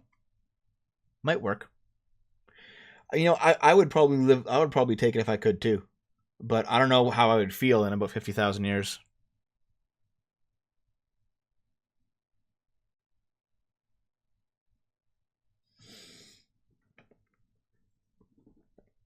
I think I'm more depressed. I'm not. You know what? Whenever I see like a great ruin, I just see things that I can fix up. There's always stuff you can do in a bad situation to make the bad situation worse. So no giving up. I'm not a doomer at all. I'm like the opposite of a doomer, dude. Okay, I'm gonna go. Those of you who are so inclined, I'll see you tonight on Twitch on Game Boomers. I'll see you guys later. Thank you very much for all the support. I know we disagree on this one, but that's okay. You know, I think part of the charm of doing this is how we can disagree, and like I'm not like ban everyone who doesn't agree with how I view. No. We all have different opinions. We can debate them. We can discuss them. We can have a good time. We can exchange ideas. We can all grow a little bit as a result of it. There is no reason to ban people whom with you have different opinions. People who do that are fucking weak. So I appreciate it, guys. Even though we disagree, I love each and every single one of you. I'm gonna go though. I'll see you tonight. Come by Twitch. Come by Game Boomers tonight. I'll see you. All right. I love you.